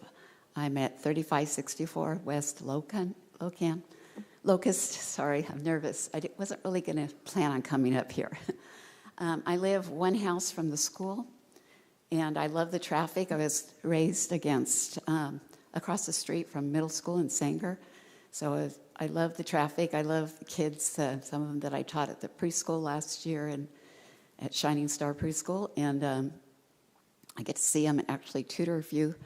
I go in and out with the traffic, and it doesn't bother me, but when the times when the kids are coming to school and letting out, it can take a while to do. The traffic on the lights, it takes a while for them to change. Sometimes I go to Brawley to come in and out because it's easier. You know, all the buses now are on that road. I actually walk through the neighborhood and pray over the homes and the school, and this morning, another gal and I prayed in the elevator on the way here that God would show you what to say and put in your hearts with His desire and honor our desire. I don't mind you building in the neighborhood, but it seems like what is proposed would cause a lot more traffic, a lot more kids coming into the school, and I don't know if it's the right decision. Sometimes I walk across the street Brawley and I get my car fixed at the good guys are Goodyear. And it's horrible crossing the street and the traffic. There's been several accidents there and on Prospect and Herndon, and a little boy that was killed. It has a memorial for him at the end of Locust, turning to go down Prospect to opposing Herndon. So I'm opposed because of those reasons. And anyway, God bless all of you, and I pray that you will make the right decision. Thank you. Thank you. Is there anyone else from the public wishing to speak on this item? Okay, then Ms. Ratliff will be our last speaker. I'm going to close the public comment portion and bring it back to the council. I have 2 council members punched up so far. I just want to ask a clarifying question of staff. This version of this item does include the 500-foot sensitive use buffer.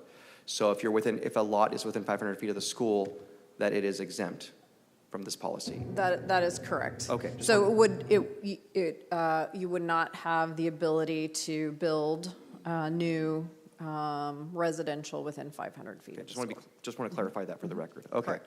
So first up, I have Councilmember Esparza, followed by Council Vice President. Thank you, Council Presidents.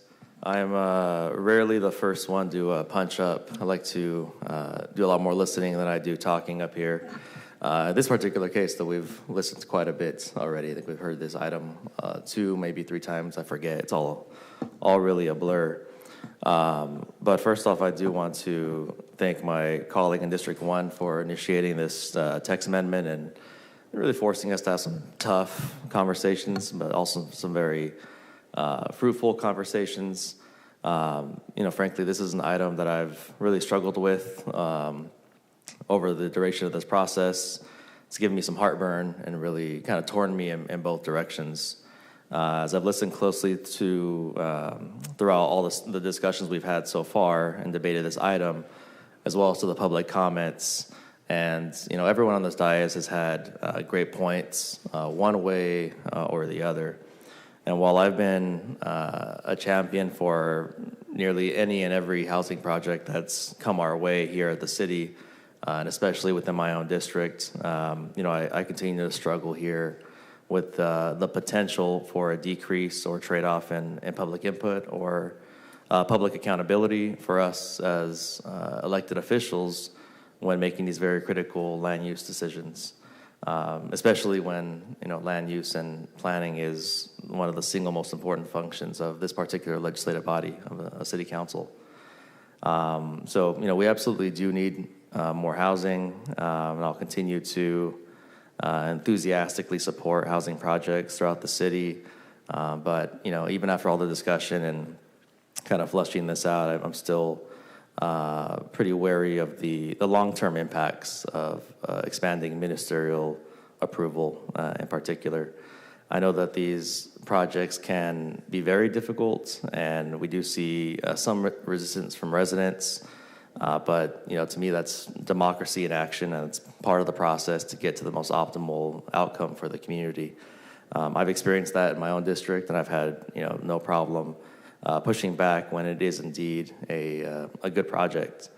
But community engagement is crucial in these processes, and I think an expansion of the ministerial component is more of I'd say a further disincentive for some of these developers to engage the community. We've seen that here and there, and some of these developers don't engage, but eventually they are held accountable for that lack of communication and trying to skirt the community during the public process when it all tends to unfold. So there is a lot of merit to this text amendment and increasing our housing capacity and getting our pro-housing designation back from the state. But the ministerial component is not one of those items that necessarily helps with the pro-housing designation, as we've heard. So just, as I've listened to the public and to my colleagues and kind of heard arguments both ways, I do feel like there's a middle ground here, and I would propose a motion, obviously, for approval of this text amendment with an amendment that we remove all the ministerial approval components from this item. And I wanted to see what my colleagues thought about that, about landing somewhere in the middle. Did you did you make a motion, or did you just ask about that? I'll make the motion. A motion to our approval of the item with the amendment that we remove all the ministerial approval components from the item. Okay. Is there a second to that? Does that make sense? It does. Understand. So approve everything but remove ministerial. So yeah, okay. Yeah, so motion, whether there's a second or not, I'd love to hear thoughts from colleagues. I will second, as long as that does not remove the office zone within 500 feet of a school portion, which does fall under, on page 4, the ministerial approval subheading. That's unacceptable. Okay. Yeah. Okay, there's been a motion and a second, but we have plenty of discussion left. So we have, thank you, Councilmember. That concludes your comments? Okay, next we have Council Vice President, followed by Councilmember Perea.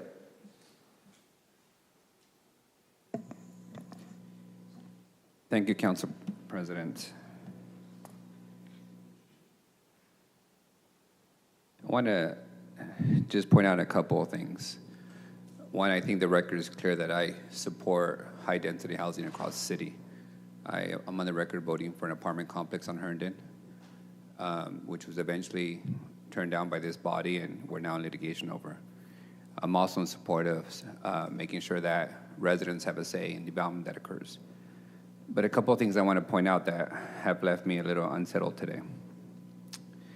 In my 7 years here as the most veteran council member, I've come to distrust, based on evidence and lived experience and decisions by this body, several groups that have today expressed support for this policy. Fresno EDC, they have historically supported really bad development in my area for the benefit of industrial developers and at the expense of neighborhoods. In West Fresno, they have advocated and supported industrial development that's really bad for the neighborhoods in my district for the strict benefit of a handful of people who do not disclose who they are, but clearly have financial benefit of those decisions before this body. The Planning Commission, who for years has not had representation from my district as a member of that body. In my tenure, in my 7 years, only 1 year was there a District 3 member on the Planning Commission. Most of them have always been from North Fresno. And in my lived experience, and the record is clear, they have supported any project that comes their way that's at the detriment of the neighborhoods in my district for the benefit of a handful of developers and corporations.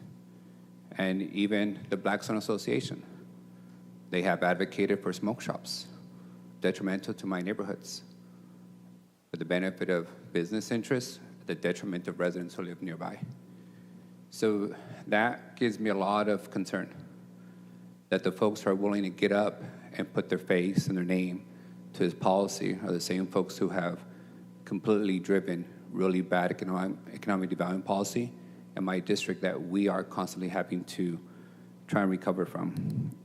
You know, when all these bodies recommended that we turn over $70 million in incentives to the richest corporations in the world and not make them pay for a penny of the infrastructure that they were going to tear down or the pollution they were going to create, all these groups said, yeah, it's great jobs, let's do it. None of them would be willing to have them in their neighborhoods. So that gives me significant concern, to be frank with you. Concern I didn't have before today's meeting. I had not heard from those folks in this arena, and that, in my view, has hurt the proposal as written. Secondly, I am a believer that we are simply stewards of these positions, and that our goal is to leave this city better than what we found it in. And in that, to look at the guiding documents of this governance structure, and that's called our city charter. Our city charter calls for a strong form of government, and the charter is crystal clear. Land use is a sole responsibility of the council. The buck stops with us, not with the mayor, not with the administration. It's not meant for folks who may not live in our city and our neighborhoods to make final decisions on what goes up in our neighborhoods. This in my 7 years, I have never seen us bring forward a policy that takes power from the administration and gives it to the council. We call these charter crises, I think, when we go into each other's lanes at times. And we've been thoughtful in honoring each other's respective lanes. This item, however, because it is in the form of an ordinance, does allow the mayor to veto. Is that correct, City Attorney? Yes, that's in Charter Section 605. So I didn't see the staff report, but is the mayor supportive of this policy as written and presented today? The mayor is supportive of the additional units that need to be created in high resource areas in order to remain compliant with our housing element. This, the adoption of the ordinance accomplishes that. So if the policy is passed as written, then is it my understanding that the mayor would not exercise his veto? The mayor, I mean, I can't predetermine what the mayor, I can tell you that he's been very well aware of what's going on. We've worked with Councilmember Perea as she sought to bring this forward. We've had a lot of conversations. I'm not going to predetermine the outcome of a mayoral decision, but he has been, I believe the last time that we talked about this, he was up here discussing it. And, you know, given that we live in the state of California, yes, and we have a lot of rules regards to housing put upon us, it's our obligation to stay consistent with state law. Fair enough. Let me get to specific components of the ordinance as I read them. Planning Director, what's the current timeline for council offices to decide whether to appeal an action by the Planning Commission? And is there different timelines for different types of applications? No. So from the date of an approval of a project, whether that is approved at a staff level or at Planning Commission level, there's a 15-day appeal period. Any person can appeal a decision to the Planning Commission within 15 days of that approval, and any decision of the Planning Commission can be appealed by a member of this body, the specific district in which the project's located, or the mayor. Within 15 days? Within 15 days. It's the same regardless of the type of project. Fair enough. Is this policy outlined the date as 5 days? No.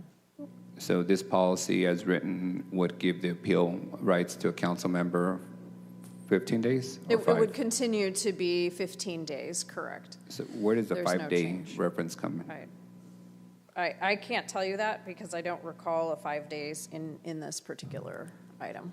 Okay. I believe that was, I believe Councilmember Perea had made that addition, and I don't believe she was specific to the number of days, but the ability, oh no, I'm sorry, that was notification.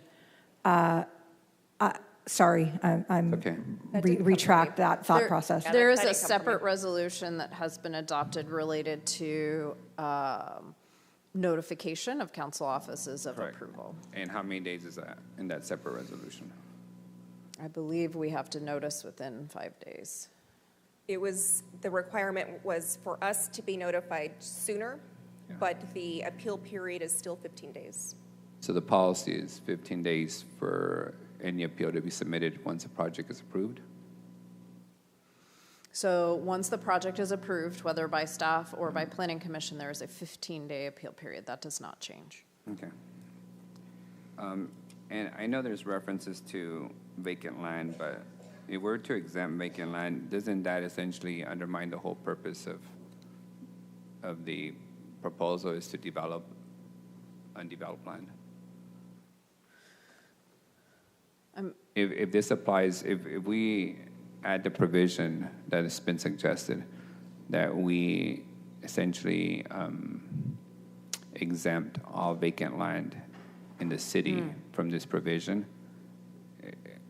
From public comment this morning, not this body. Okay, correct. Yeah.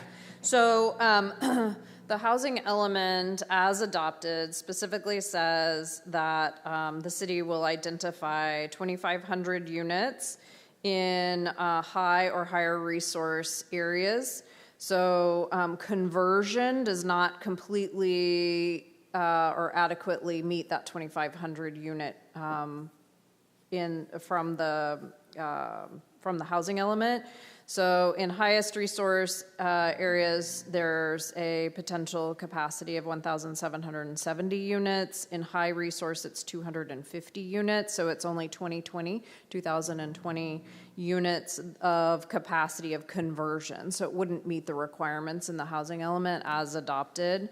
In those two areas, there's an additional 1,578 new units of capacity So on in new. short, if we were to allow that exemption to apply to this proposal, it would essentially eliminate the majority of the reason for us to proceed. If we were only going to benefit. do conversions, not allow on new, we would still need to go back out and identify about 500 units of capacity for rezone in an area of high or highest resource. Okay, thank you. Yep. Council, that's all my questions. Again, I'm torn by this. I think I came in as a yes. And right now, where I stand, I'm closer to a no, given the public support by folks who I've learned to have a complete distrust in what's in the best interest of our respective neighborhoods, especially in the south part of the city. Those are my comments. Council President, can I get a point of order? Yes, sir. Irrelevant to the item. City Manager, ring the bell for me, please. Thank you. I am the most senior member of this council by about 8 hours. Oh, that's right. 6.5 years ago, I came in and got sworn in at 7 a.m., knowing that one day this day would come. And so Councilmember Arias, is the Council Vice President, is the second most senior. The day is here on June of 2025. Okay. We have Councilmember Perea, followed by Councilmember Maxwell. Thank you, Council President. I have, I guess, a couple questions for the council member who made the motion and possibly the one who seconded it. What I'm hearing is that you're having a hard time stomaching the ministerial part. Can I ask how you believe that takes away your influence? It's not about my influence, it's about the public's influence and district residents in each particular area. Can I ask how that takes away the public's influence? Well, the definition of ministerial is that if you meet A, B, C, and X, Y, Z requirements, you will sail on through the bureaucratic process without with a lesser level of public scrutiny, if you will. Okay.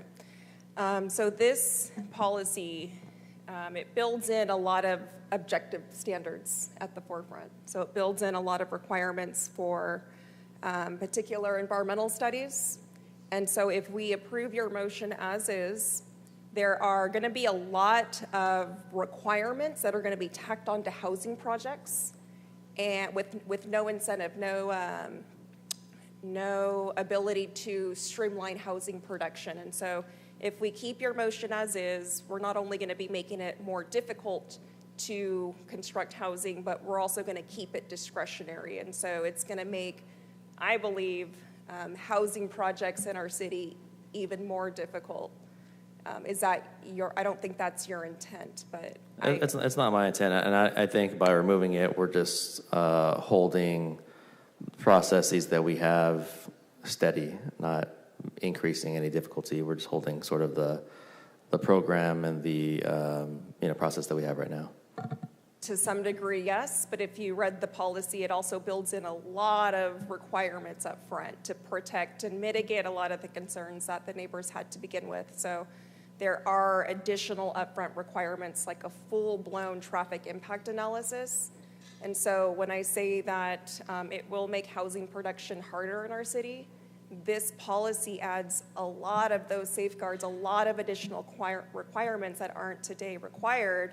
And then in addition, there's no really incentive either at the forefront or on the back end. And so I won't be able to, support the motion as is. And I caution the other council members, if we are, I hate to kick the can down the road. I really do. And I think everyone out here is wanting us to make a decision today, but I would really like to understand better what the negative side would be of approving that motion as is. If, I see what you're saying, it's sort of, you built this holistically, taking off this component could make it worse. And I'm not sure I can get there on ministerial. But I'm open to, my intention here is to keep it, from that component, status quo. So I'm open to a discussion about what those more difficult requirements are. That's certainly not my intention. And my goal at this point, too, is not to water down any environmental requirements, because these were built in specifically, and not just environmental, but from a social impact as well. Traffic impact, that is an environmental impact, but it's a social impact, too, especially near our schools. And so this has been 2 years in the works. We have built in a lot of safeguards for not just the residents of District 2, but citywide as well. District 2, Council President Carbasi has requested some very specific parameters in here to further safeguard his constituency. And so my concern is that if we take away ministerial, we ultimately are just going to be... De nuevo, lo que me preocupa es que si nosotros quitamos ministerial, vamos a estar... we ultimately will be making housing development more difficult in our city, and I don't think that's what anyone here wants. Vamos a... Okay. Did you have anything else, Councilmember? The only other thing I'll add is the other safeguard we did add is it does require council members to be notified if a development is proposed under this ordinance. And City Manager, what percentage of applications actually come before the Planning Commission and City Council? Because I think there's this idea that we actually see a lot of proposals, and we really don't. Jennifer, you think 1%? 1% come before the Planning Commission or the City Council. Most of them are approved at the staff level. Okay. And right now, is there a requirement for council members to be notified of any project approvals? As part of this ordinance, or generally speaking?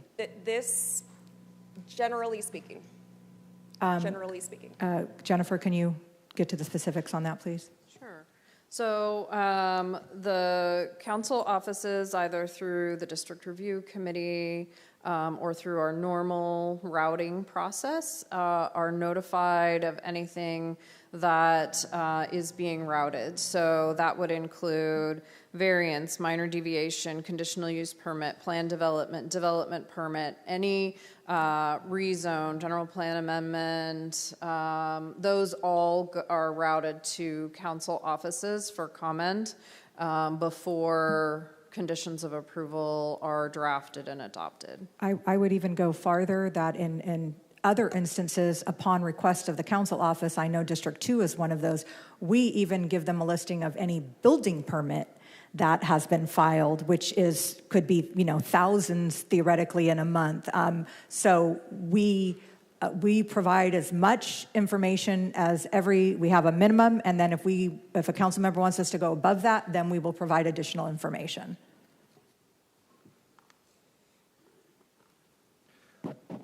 Does that conclude your comments, Councilmember? Okay, so if the council denies this ordinance altogether, denies it, goes away, and we have an application for another housing project, either in District 2 or in another part of the city. Actually, let's go back to my colleague's motion. We take away ministerial. Mm-hmm. And we have a office to residential project that will be processed with a development permit. So one of two options, right? So a development permit if it meets all of the standards, planned development if it doesn't. So if an applicant is asking for more than the height limit, that would be a planned development, which is treated like a conditional use permit, which does notify notify property owners within 1,000 feet of a project. Any conversion would also be a development permit, not a zone clearance. Okay. So does it require a public outreach meeting? A conditional use permit or planned development receives notification, and residents or property owners within 1,000 feet can request specific notice when that approval or decision is granted, is made, and then that can be potentially appealed to the city council. Every planned development and development permit that's new construction goes to the district committees where they exist. Yeah, understood. Okay. So are there current requirements today that would require, let's say, like a traffic impact report? I know we each set really project, it would specific- depend, right? So each project would be analyzed independently and uniquely. So not every project would have the same requirements depending on the size, the scale, the location, the impact. So every project would be required to do an initial study to determine what the potential impacts were, and then what special studies would be required before the environmental document could be prepared. Okay, understood. You know, there was a lot of intentionality that was incorporated when this ordinance was developed, and there were a lot of safeguards. You know, we had a few people speak in support of this ordinance for what it does do, which is it allows for us to build housing in our city at a quicker pace while still giving the council member the ability to appeal and to bring it back before this body to fight. And if there is something controversial with an application, then I would expect any council member to appeal and for us to have a public discussion. But if there is no concern out there, then it would allow that application to just kind of proceed as is in an expedited manner. So it does two things as written. It will allow housing production in our city to occur at a faster rate while still retaining a policymaker's ability to appeal and to fight for their constituency. And if anything, it builds in a requirement for the council member to be notified, which doesn't exist today. And so, you know, for those reasons, Councilmember Esparza, I cannot accept, you know, that watered down version because, you know, I do feel strongly about the importance of expediting projects in our city.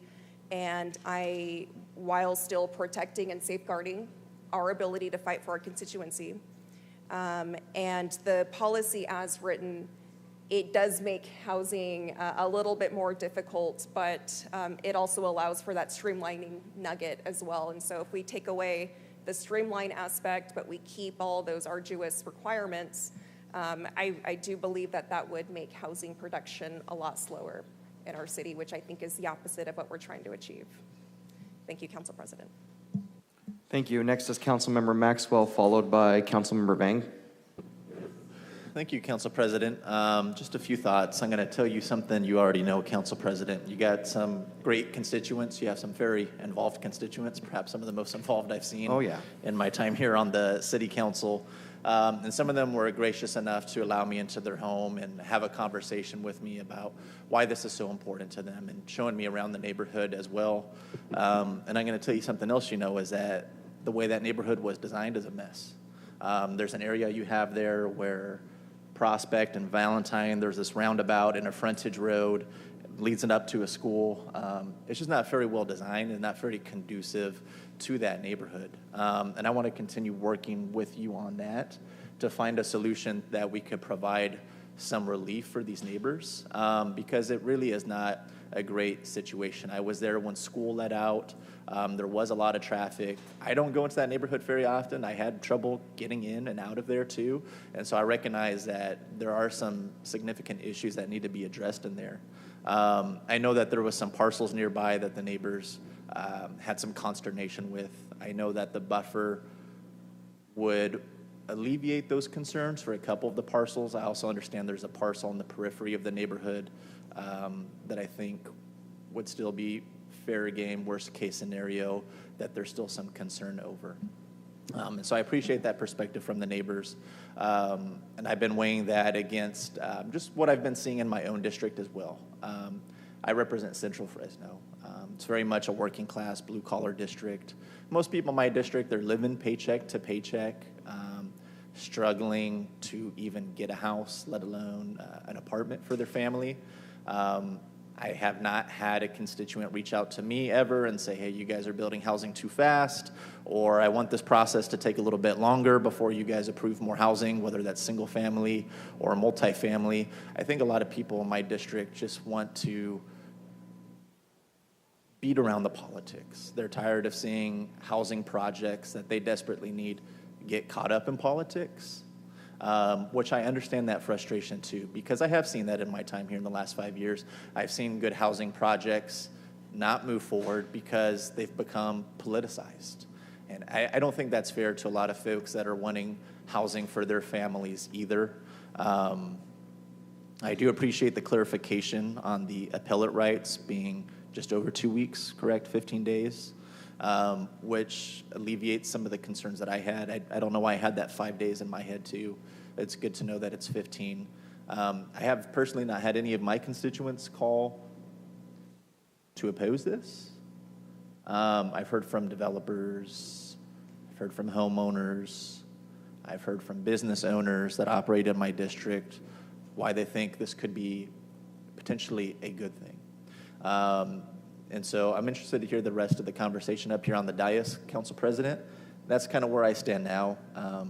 I totally appreciate and understand the struggles that your constituents are going through. I want to continue to be part of the solution there where I can, and I'm also balancing that with the needs that my constituents have, and that's more housing for their families.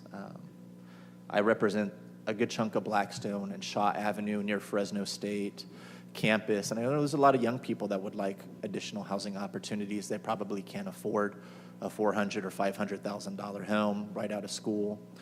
We certainly don't want them moving to other communities throughout the Central Valley. We would like to keep those folks here. And I think everything that we do up here is a balancing act. I think for a long time, our city has had this either-or mentality, where either we're only going to develop on the fringes of society and continue to sprawl out, or we're either going to only focus on mixed-use, five-story housing in the core of our city. It's a balancing act. There's no right or wrong answer. It's a little bit of both. Councilmember Carbasa, you'll recall that I supported you when there was an apartment complex that was going to go up in that neighborhood, which didn't seem like it was a great fit. I mean, you got a couple sensitive use locations in that neighborhood. You have Orchid Park School and Tartarian Elementary School. And so I think we have to be really sensitive about that. I'm going to continue to follow your lead in your neighborhood, whether or not this passes here today. Appreciate that. Because I know what you're up against. No, you've been consistently supportive, Councilmember, and I do appreciate that sincerely. Thank you. Next, we have Councilmember Bang. Thank you very much, Council President Carbasi. This is a critical item, and from my perspective, every item that comes before the council member is critical because it impacts at least one individual's lives, whether it is related to land use or creating a new business. And every decision that this body makes, again, impacts not only the individual but the city of Fresno, and I'm cognizant of every decision that comes before me, and I'm sure my colleagues here is in the same position as I am too. I have heard quite a bit from the people here today in person and from previous council meetings in the past for the people who have voiced their opposition for or against this item. Additionally, I have read every submission of comments submitted by mail to this body, and reiterating some of my colleagues' statement is that I represent District 5, which is, I believe, one of the most diverse districts, not only in terms of demographics, but economics. For some of you, District 5 starts just east of downtown and all the way to Temperance Avenue. South is Jensen, and on the north end is about Tulare Avenue. And so the Cesar Chavez corridor is the main corridor that runs through my district. And so taking that into consideration, that I represent that district, I represent the people who live in the city of Fresno in District 5, and what is in the best interest with regards to this particular item. I realize that the city is in a housing crisis that started years ago with the COVID, and it continues to be today. And the result of that is we're seeing families being put out to the street because they cannot afford housing. The housing market has shrunk. The prices have skyrocketed, not only the housing market, but the rental market as well. And so those are the realities that I live in and I see on a daily basis happening in my district. There has been projects in my district that's being built on a vertical basis, 2, 3, 4 stories. And that in itself, it's not enough to alleviate the crisis that we're facing. I understand the passion here today. I have heard the fors and against, not only today, but again in the past. But at the end of the day, my decision comes down to what is in the best interest of the people who sent me here. And that's to represent the people in District 5 who lives in the incorporated city of Fresno. And I have heard the suggestions, the motions made by my colleagues to perhaps change the some of the ministerial that is presented before us, and that again tells me that this is a very complex issue. It's not a one-size-fits-all, but at the end of the day, it's not whether you are for or you are against, but again, it is what is in the best interest of each one of us in terms of the people who we represent. And having heard all of my colleagues comment and having heard the comments from the public today and in the past, my decision has not wavered. And of all the council members who are sitting here, I am the newest. And I've heard quite a bit during canvassing from my constituents. It just happened 2 to 3 months ago. And so I have not heard to the extent my colleagues to the right here from my constituents for or against this particular item. And again, the majority of the people who live in my district, as my colleague Maxwell stated, cannot afford a $400,000, $500,000, $600,000 homes, much less cannot afford to pay rent at $2,000, $3,000, or $4,000. And that's the reality that I go back home, travel through, and see the situation, whether it's financial or otherwise, in my district. And so having that reality in mind, the question is, do we need housing? The answer is yes, throughout the city, and in particularly throughout my district. And so I do not take any decision lightly. I understand the impact that any decision that this body made on people's lives, not only today, but in the foreseeable and in the far future. And we have to look at the reality today. Again, 5 years from now, the economy may change. The people sitting up here will change. But at the end of the day, what is in the best interest of my district as of today? And moving forward, I will always take that into consideration. That is my comment, Council President. Thank you very much. Thank you, Council Member. I'm going to take a moment because I haven't spoken to comment on this, and then after that, Council Vice President's punched up. I was going to try, because a lot of you have heard me speak on this item over and over again, to stay silent, but there was a comment made today to Council Member Esparza that really got me moving. And I know passions run high. I'm the poster child for passions running high, believe me.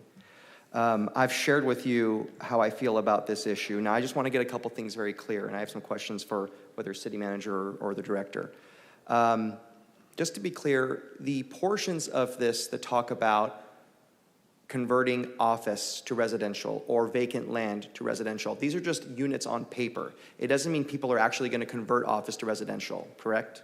Or vacant parcels to residential. But will that help us with our pro-housing designation? Yes. Would you mind? Okay. With our housing element compliance, and would go, would assist us in the pro-housing designation. I want to be really clear about something. If this passes, as Councilmember Esparza has motioned, where we do that portion of it without ministerial, will that still help us with the housing element? Without ministerial? Yes. Okay. So earlier today, Council Vice President mentioned the mayor. Now, this item can be vetoed, correct? Correct. There's a lot of people out here in my district who have met with the mayor before and other things and are speaking about this. Your answer basically was, because it's going to help with our housing element, the mayor is supportive of this policy, correct? The mayor has been supportive and has spoken in favor of this item up until this process.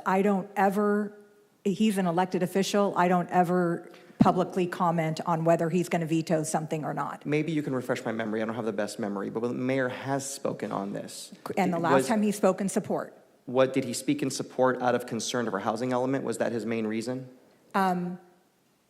Correct. It was about the number of housing units, and it was about the pro-housing designation. Okay. That's sort of, that's been the gist. But I would also add, it is also with regard to the housing crisis that we're in, and that what we believe the ministerial side of things would help streamline and speed up the process for housing projects to go through. So it's twofold. No, with respect, I think what would streamline housing is if we stand up against these radical groups using CEQA and abusing it to get good projects and good housing and use the court system to basically destroy these projects. But that's a whole other debate. You're correct. I want to be clear, though. The mayor's main opposition, based on our best recollection, he's not here today, I understand, he's serving our city at the U.S. Conference of Mayors, is it was concern for our pro-housing designation, the housing element, correct?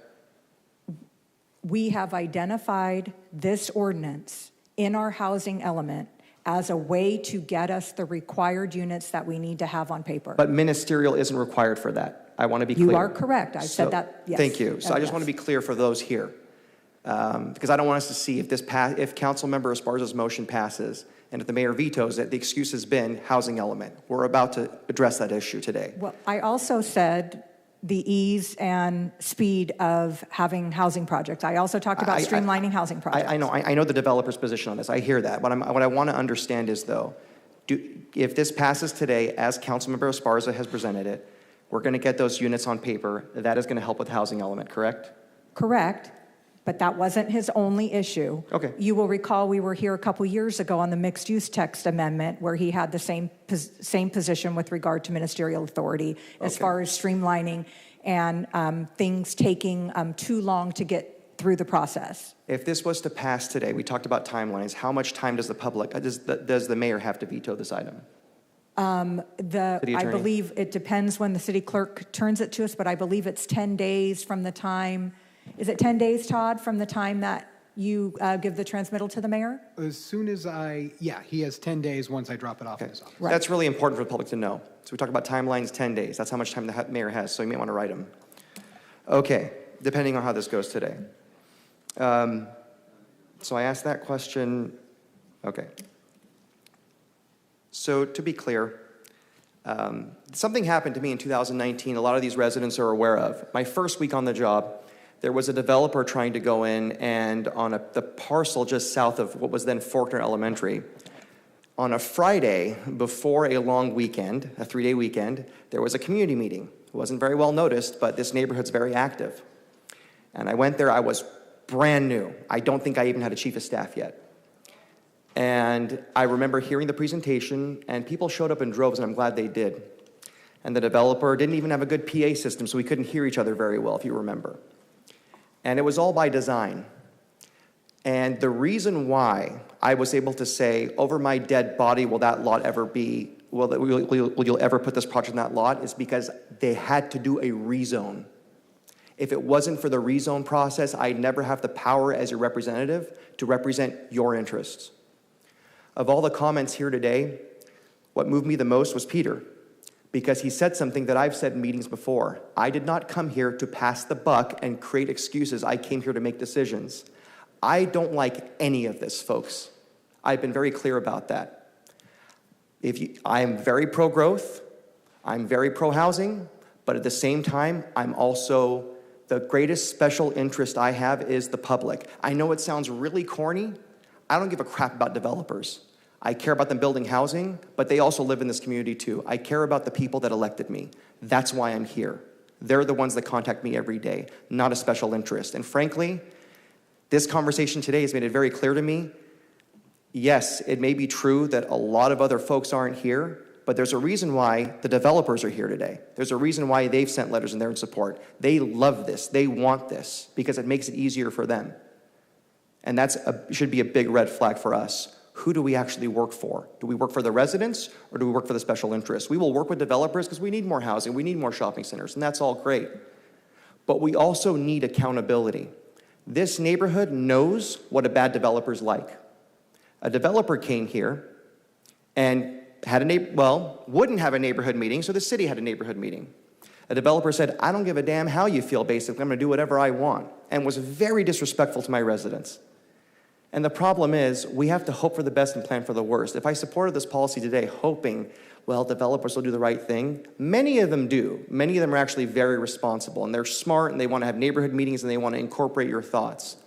Unfortunately, we've seen far too many that don't care.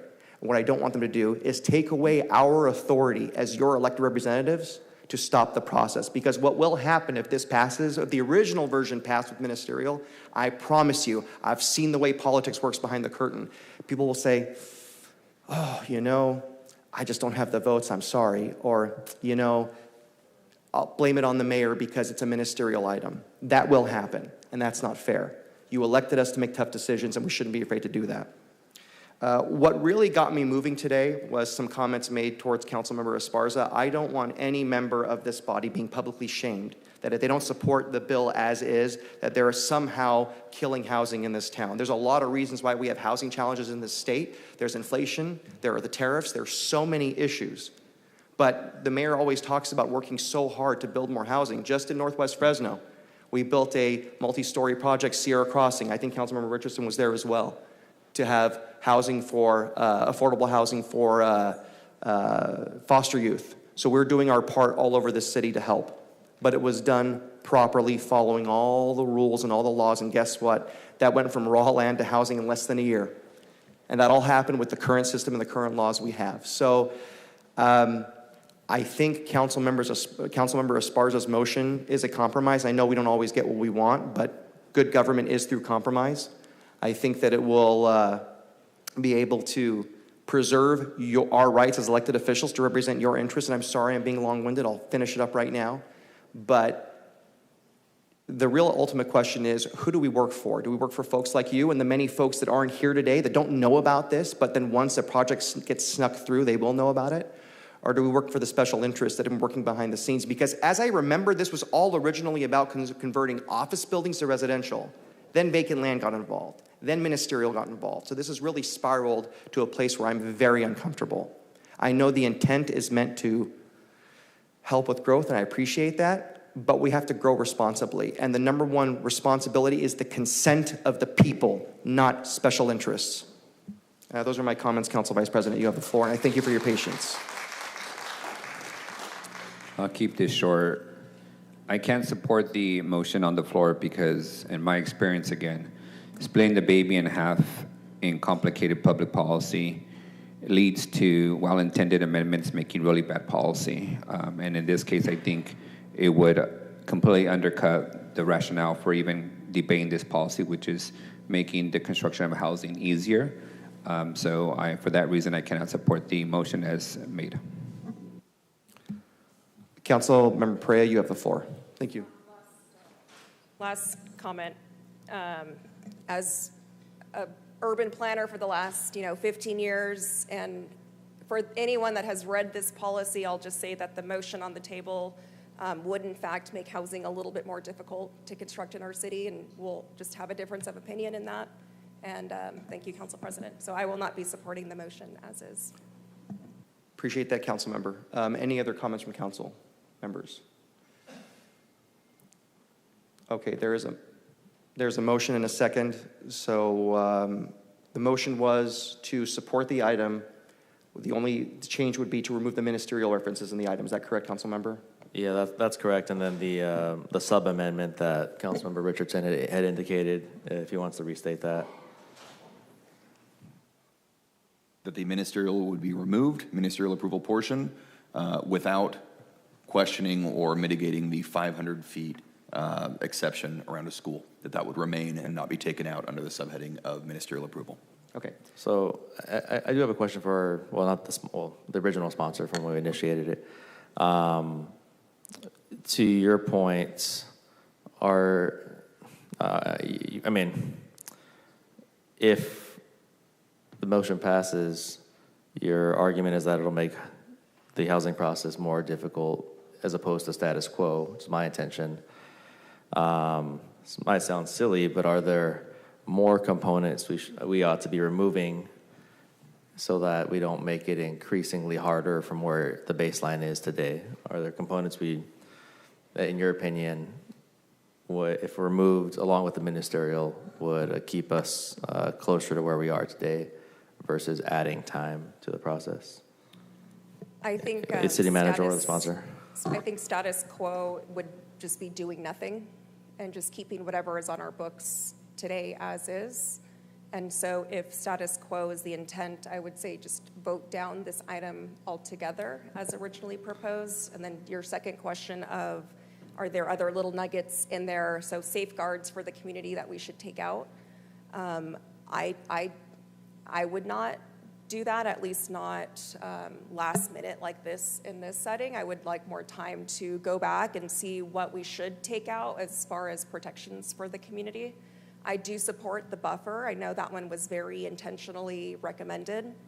But as far as what else we should be taking out from this ordinance, I don't think I'm ready to speak off the cuff on that today. Well, I didn't make a motion for to not approve it because we still have the very important components related to the housing element and the conversion housing capacity. So I'm not ever going to make a motion to outright deny the text amendment. That's why I had kind of a middle ground. But you wouldn't be prepared to remove more of the components. Okay. City Manager, any opinion?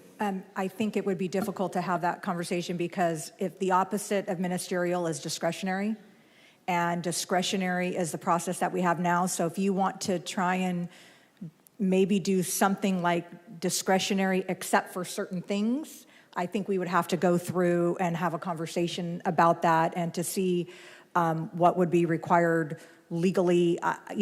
This was assessed as a text amendment, and so if we start picking it apart, I would want to make sure that we're not messing with the CEQA, and I don't know that we can do that right now on the dais.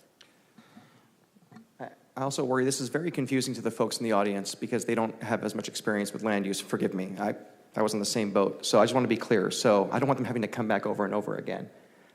You made a motion. I'm prepared to support your motion, Councilmember, even though I did not want to support any of this, but I will compromise for the interest of my community and the interest of the ability to have the council retain some authority, because there's a reason why we have an administration and a council. There's a reason why we have oversight, but it's really up to you what you want to do and move forward. Yeah, no, I just, give in pause there. City attorney or Director Clark, if this motion passes today, what does the process look like to come back and possibly remove some of those components that Councilmember Perea is referring to? So, I'd like the city attorney to comment first. So this would be an alteration of the ordinance. And so section 600 of the charter says no ordinance shall be adopted on the council on the day of its introduction or on the day it's altered. And so it would be our advice to protect the city. This is like a first reading again. This is a first reading. This is an introduction. This is it. And I think that Council Member Perea would agree that this is a material alteration to what has been proposed. Very much so. Very much so.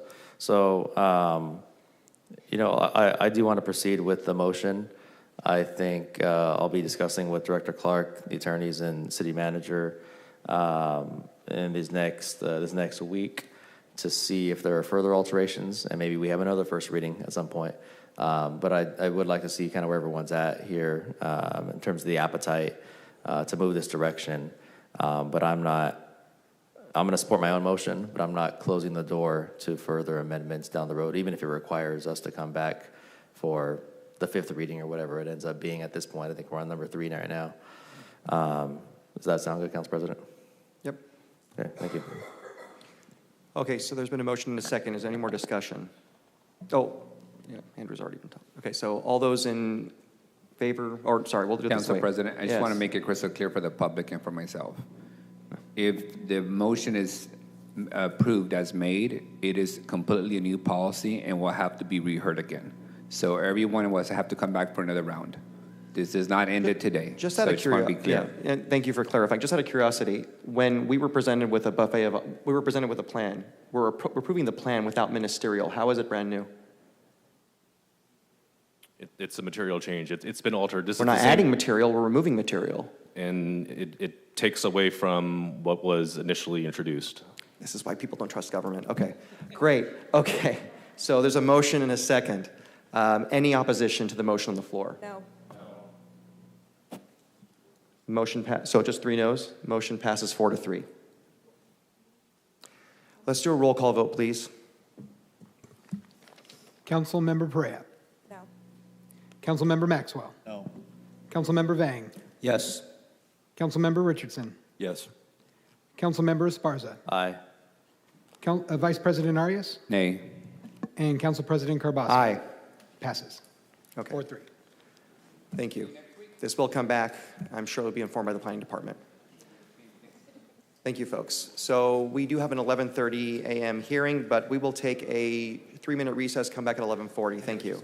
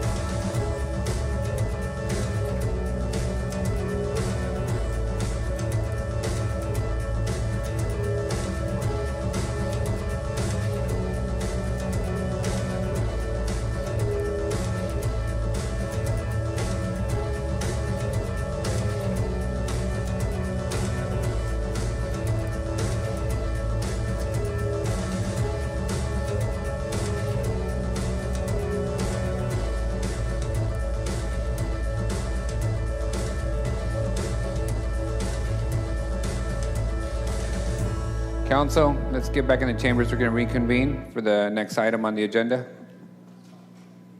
We have, who do we have?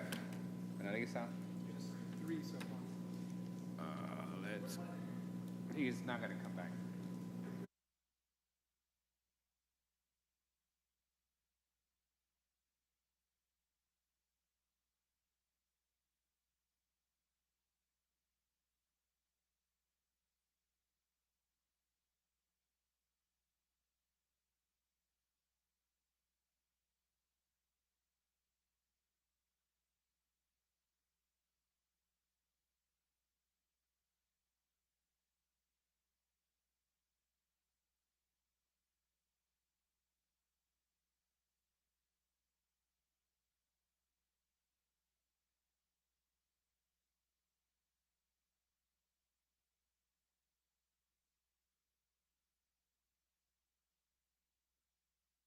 He has 1 foot in, which counts. Council, we have a majority of the quorum, so let's proceed. City staff, you have the floor. Yes, Mike's foot is in the chambers. Go ahead. Hello. Oh. Council, would you like a report from staff on this presentation? No? All right, thank you, staff. Okay. Is there public comment on this item? Seeing none, is there a motion to approve? Cooperative agreement? All right, I'll second that. Any opposition? Seeing none, it's approved 4-0. Next item is going to closed session. City Attorney, is there anything to announce for closed session? Yes. Today we have 2 items for closed session. We have a conference with legal negotiators, all units, and we also have conference with legal counsel, anticipated litigation, City of Fresno versus Centers of Veterans Group, LLC, and there may be announcements after. Great, thank you. Council President, did we take unscheduled oral communications yet? Clerk? Yeah. We did? All right, thank you. We will commence the closed session at 11:44. Thank you all.